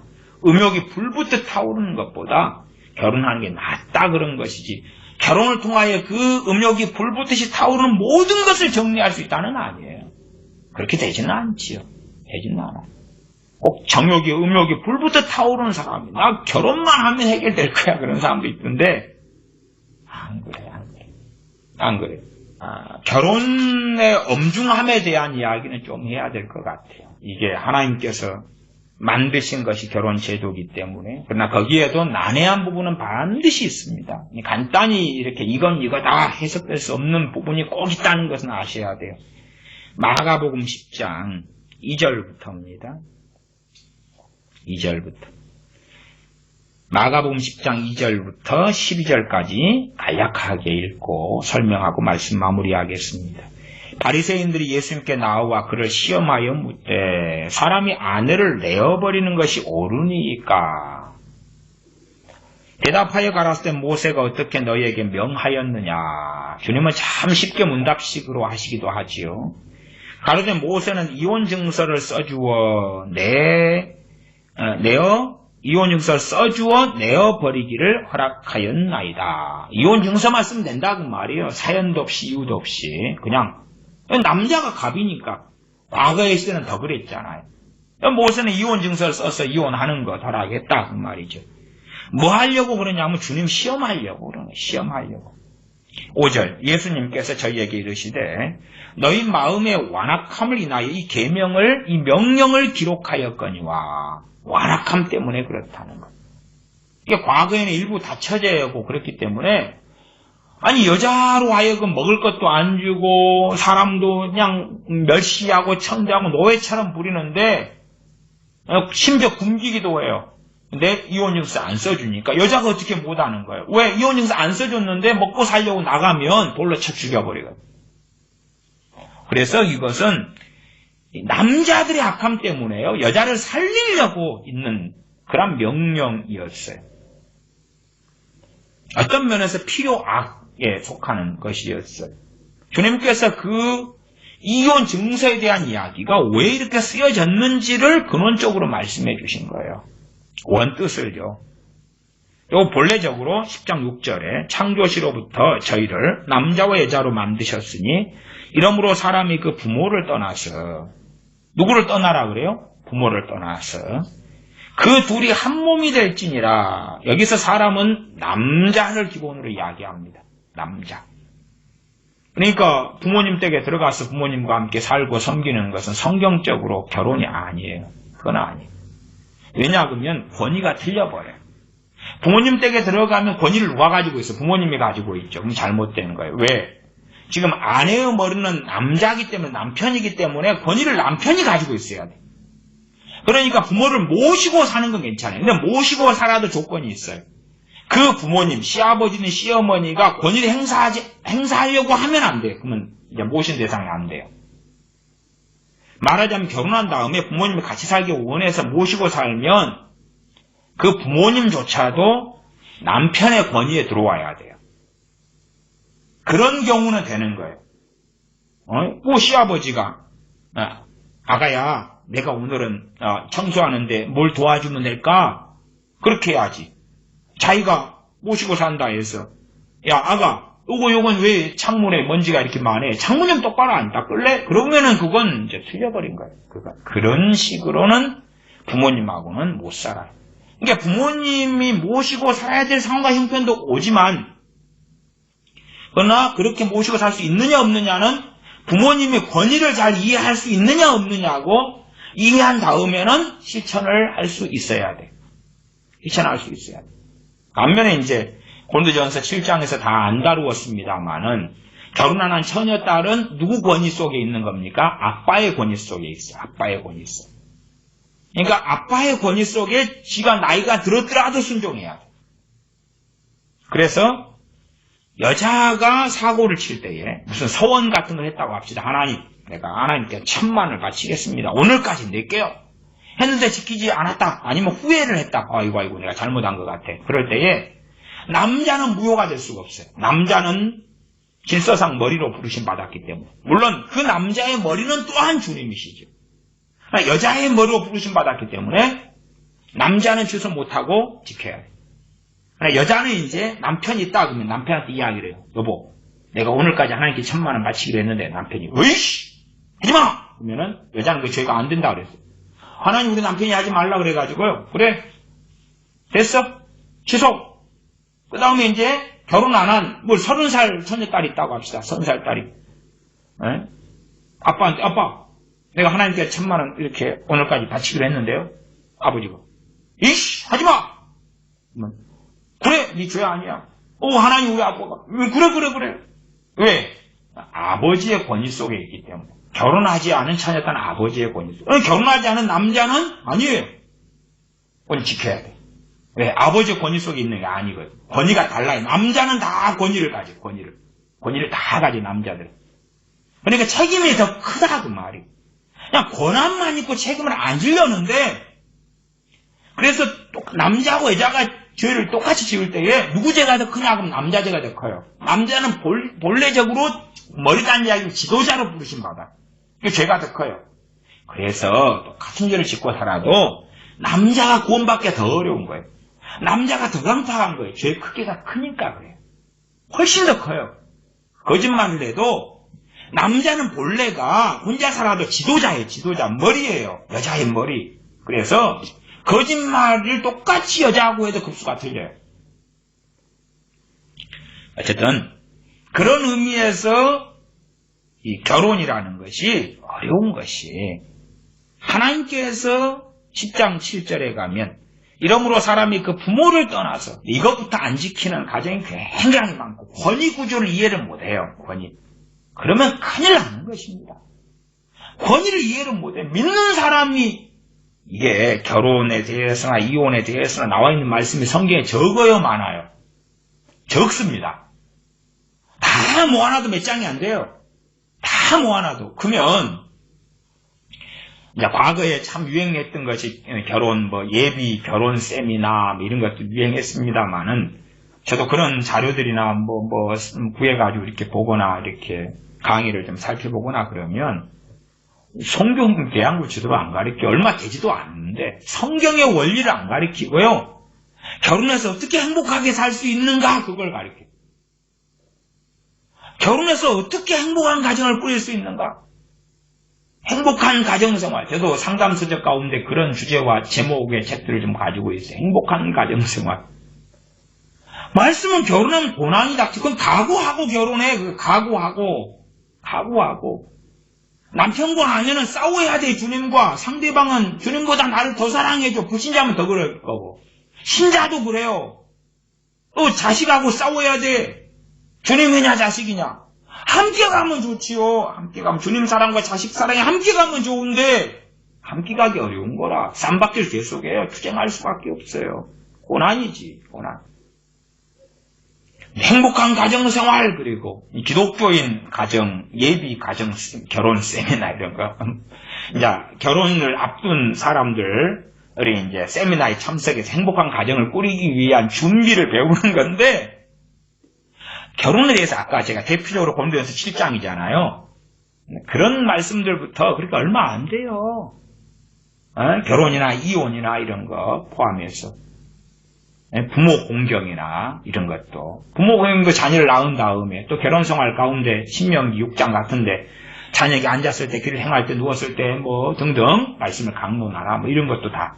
또 자녀 교육에 대한 말씀도 있을 거 아니에요?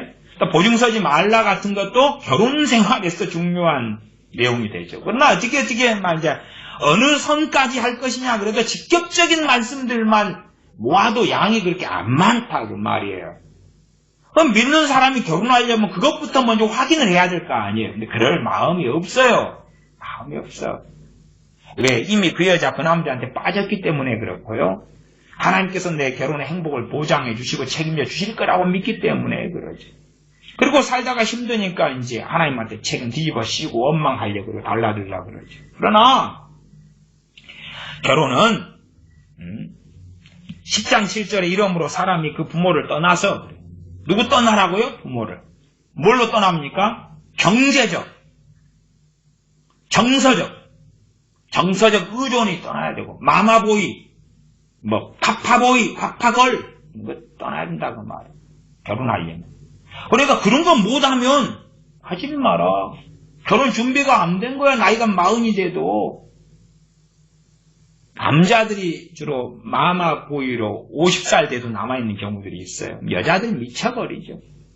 미쳐버려. 차라리 여보 이거 어떻게 할까? 의견을 물으면 좋은데 엄마 이거 어떻게 할까? 환장해버리죠. 그건 몸뚱아리 떨어져도 떠난 게 아니죠. 정서적으로. 지금은 더 떠나기 어려워요. 핸드폰 맨날 하면 되지. 핸드폰 하면 되지. 부모를 떠나라 그래요. 요즘에는 또 경제적으로 잘 안 떠나요. 왜? 부모 유산 받아야 되니까. 아니 부모 도움 받아야 되니까.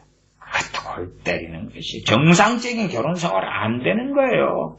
성경하고 안 맞아. 차라리 그냥 돈 적게 벌어도 사골수 생활 하면서 적게 쓰고 그냥 살라 그 말이에요. 부모가 준 돈 1억 받고 5천만 원 받고 부모한테 매어가지고 벌벌벌 할 거냐 그 말이에요. 하나님의 사람을 살다 죽어야지. 부모한테 비유 맞추면 1억 받겠지. 그래가지고 살다 죽을 거냐 그 말이에요. 1억 받았으면 값어치를 치러야 될 거 아니에요. 1억 받았는데 심심하면 시아버지 시어머니다 아니면 친정아버지 친정엄마 그럴 거 아니에요. 내가 1억이나 해줬다. 이번에 뭐 있으니까 이리 와. 예. 야 1억 지난번에 해줬는데 지금 제사 지내. 와서 음식 장만해. 못해요. 그러면 욕 엄청 할 거 아니에요. 자발적으로 주면 받아도 어떤 부모는 자식을 지배하고 조종하려고 주는 사람도 있어요. 받지 마라 그 말이. 왜 사골수 살아. 죽을 때까지 살더라도 어차피 못 가지고 천국 가요. 집 가지고 아파트 가지고 가나? 땅 가지고 가나? 옷 가지고 가나? 못 가요. 공수의 공수가 성경이 말씀해요. 빈손으로 와서 적신으로 나서 적신으로 돌아가요. 말하자면 죽을 때 장례 치를 때 옷 입혀가지고 돌아가시는데, 그러나 영혼이 옷 입고 가요?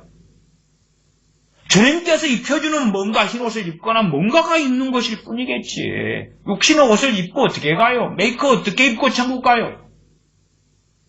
루이비통 백 메고 천국 들어가요? 이 땅에서 집이 있으면, 차가 있으면 더 편할 뿐이에요. 편할 뿐이에요. 저는 지금까지 차 산 적도 없고 살 돈도 없고 또 차도 없어요. 그냥 버스 타고 다니고 걸어 다니지. 정 급하면 택시 타고 가까운 거리는 그렇고 먼 거리는 기차 타고 다니고 고속버스 타고 다니고 그렇게 살았어요. 뭐가 문제라? 정말 필요에 따라서 필요한 경우는 살아가고 말이에요. 남 보기 위해서 차가 있으니까 삐까뻔쩍하고 동창회 갈 때 차 있으니까 인정받고 그래서 뭐 하려고 사 믿는 사람이. 그럴 필요가 없지. 그럴 필요가. 그렇게 어떤 부모는 돈 줘갈 자식을 딱 종으로 삼고 노예로 삼으려고 하는데 그걸 뭐 하려고 왜 부모를 떠나라고 그랬는데 떠나야지. 결혼이란 말이 결혼에 대해서 제가 말씀드리는 거예요. 근데 당장 돈 필요하면 부모가 돈 주고 받고 살면 그럼 편하잖아요. 거기에서 겪어야 될 정말 많은 것들이 있는 거예요. 고난들이. 또 그건 안 받으려고 그래. 그건. 제 아는 어떤 사람이 씀씀이가 좀 커요. 부부가 다. 그리고 있는 집이에요. 있는 집이니까 씀씀이가 커요. 근데 이제 그 사람 이제 학교 선배인데 교사예요. 교사여서 이제 돈을 벌고 사는데 이제 옛날 이야기로 하면 한 달에 이제 한 200~300 나와요. 요즘에는 교사 월급이 좀 많아져 갔습니다만은. 근데 이제 한 200~300 나오는데 씀씀이가 더 커요. 더 커. 더 크니까 어디에 돈 받아야 돼요? 부자니까 부모님한테 돈 받아야 돼요. 그러니까 이제 이 부모님 댁에서 한 달에 150만 원씩 보내죠. 150만 원씩. 그러니까 남자가 시부모님 150만 원씩 자기 엄마 아빠 150만 원 벌어야 돼. 남자는 매요 안 매요? 안 매이지. 150만 원씩 받고 사는 값을 누가 해야 돼요? 아내가 여자가 해야 돼요. 여자가 해야 돼요. 그러니까 엄마 아빠 생일 때 되면 더 챙겨야 되고요.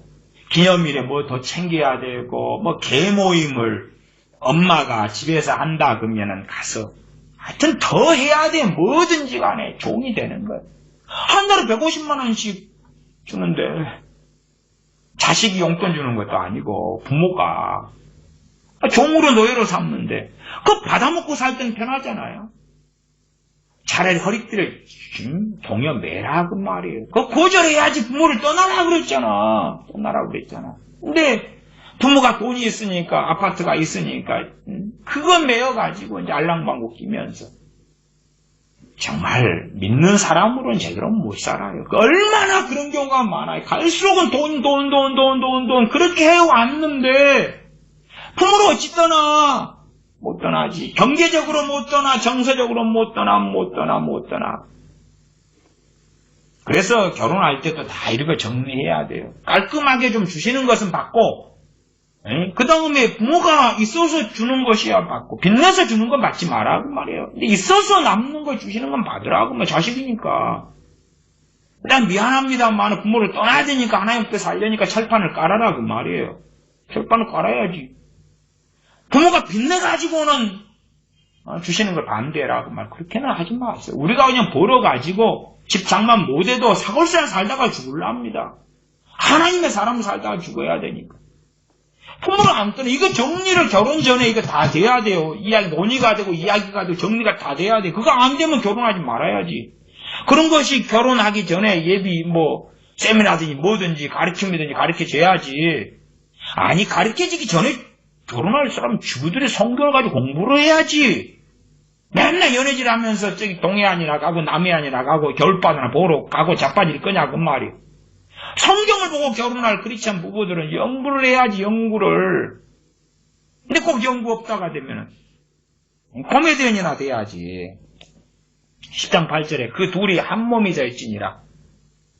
이러한즉 이제 둘이 아니요 한 몸이니 그러므로 하나님이 짝지어 주신 것을 사람이 나누지 못할지니라.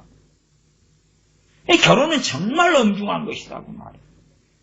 하나님이 짝지어 주신 것에 대해서 참 어려워요. 대부분은 하나님 짝지어 줍니까? 자기들이 결혼합니까? 자기들이 자기의 창세기 6장에도요. 하나님의 아들들의 사람의 딸들을 취해가지고 자기들이 좋은 여자들을 취해. 거기서 하나님의 아들들은요. 하나님의 사람, 성령 충만한 하나님의 사람들 이야기예요. 하나님이 짝지어 주지 않은 많은 결혼이 있겠죠. 하나님이 짝지어 준 건 못 나눈다 그랬어요. 그런데 또 다른 하나님이 짝지어 준 게 있어요.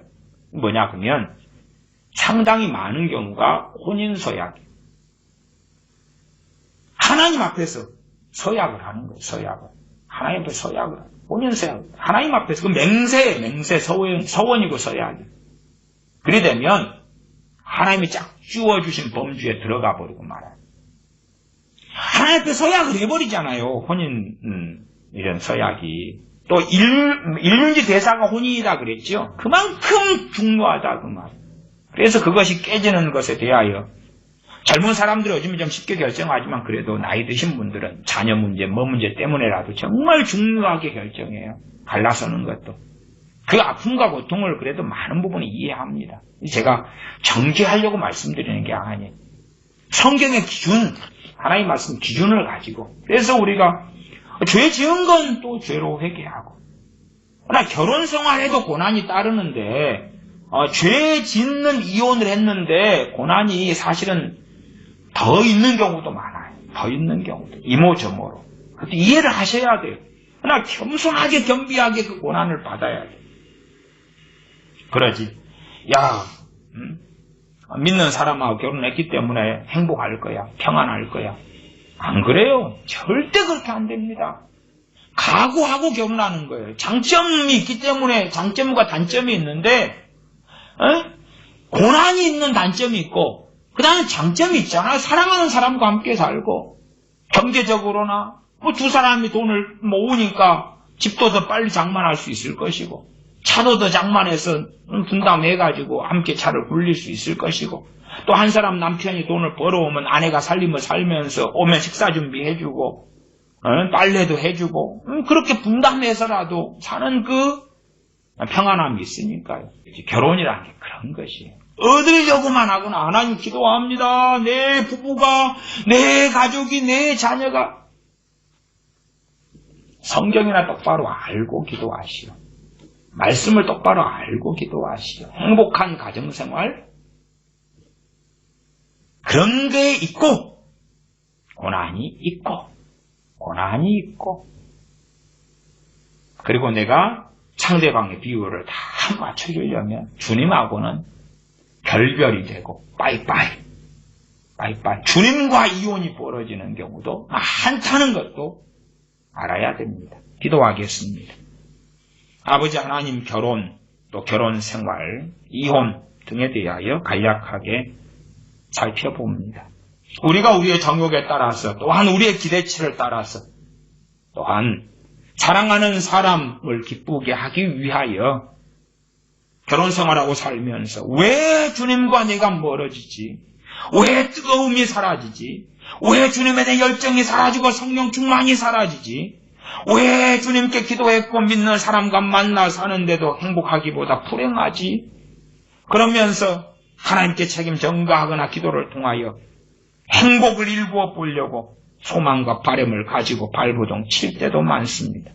그러나 하나님의 말씀을 기본적으로 살펴볼 때에 그 누구의 결혼이라도 고난이 있을 수밖에 없고 또한 주님을 가장 사랑해야 되기에 주님과 부모가 주님과 아내와 주님과 자식이 주님과 남편이 주님과 부모와 형제 자매가 전토가 주님과 내 자신이 경쟁하고 싸우고 다툴 수밖에 없사온즉 심지어 결혼을 통하여 그렇게 싸우고 다툴 대상이 더 많아지기 때문에 다툼과 트러블과 싸움과 고난과 어려움이 있을 수밖에 없고 더군다나 임박한 환란이 있는 시대에야 더 말할 여지가 없도록 더한 고통과 어려움이 결혼생활 속에 닥칠 수밖에 없은즉 어리석은 사람들 되지 아니하여서 임박한 환란의 시대에 정욕을 따라 혹은 가정의 행복을 따라서 달려가지 아니하고 참으로 주님을 사랑하며 섬기며 나아가 결혼 생활 가운데서 부르심 받은 그대로 지내지. 노임 받으려고 자유를 얻으려고 더 행복해질 것처럼 착각하지 아니하고 나아가 우리가 성경에서 주님께서 말씀하신 또한 사도 바울을 통하여 말씀한 합당한 이혼 사유 속에 들어갔을 때에 스스로 정죄하지 아니하고 주님 앞에 서서 계속하여 살게 됨에 대하여 감사하고 찬양하는 우리가 되며 나아가 합당한 이혼 사유가 아니고 갈라서고 헤어지고 살았을 때에 자기 의에 빠지지 아니하고 그러한 큰 중죄가 이혼 사유가 아닌데 이혼한 경우이지만 그러나 그러한 죄라 할지라도 한편 강도의 그러한 악한 죄도 주님께서 담당해 주셨던 것처럼 우리의 모든 죄를 주님께서 담당하실 능이 있으며 주님의 흘리신 보혈이 우리의 모든 죄를 다 지킬 수 있사온즉 주님 더 사랑하고 더 의지하며 우리의 죄를 주님께 넘겨드리며 회개하며 전가시키며 주님을 더 사랑하는 믿음의 여정을 걷다가 주님 배웁게 하여 주시옵소서. 우리 주 예수님의 이름으로 기도하옵나이다. 아멘.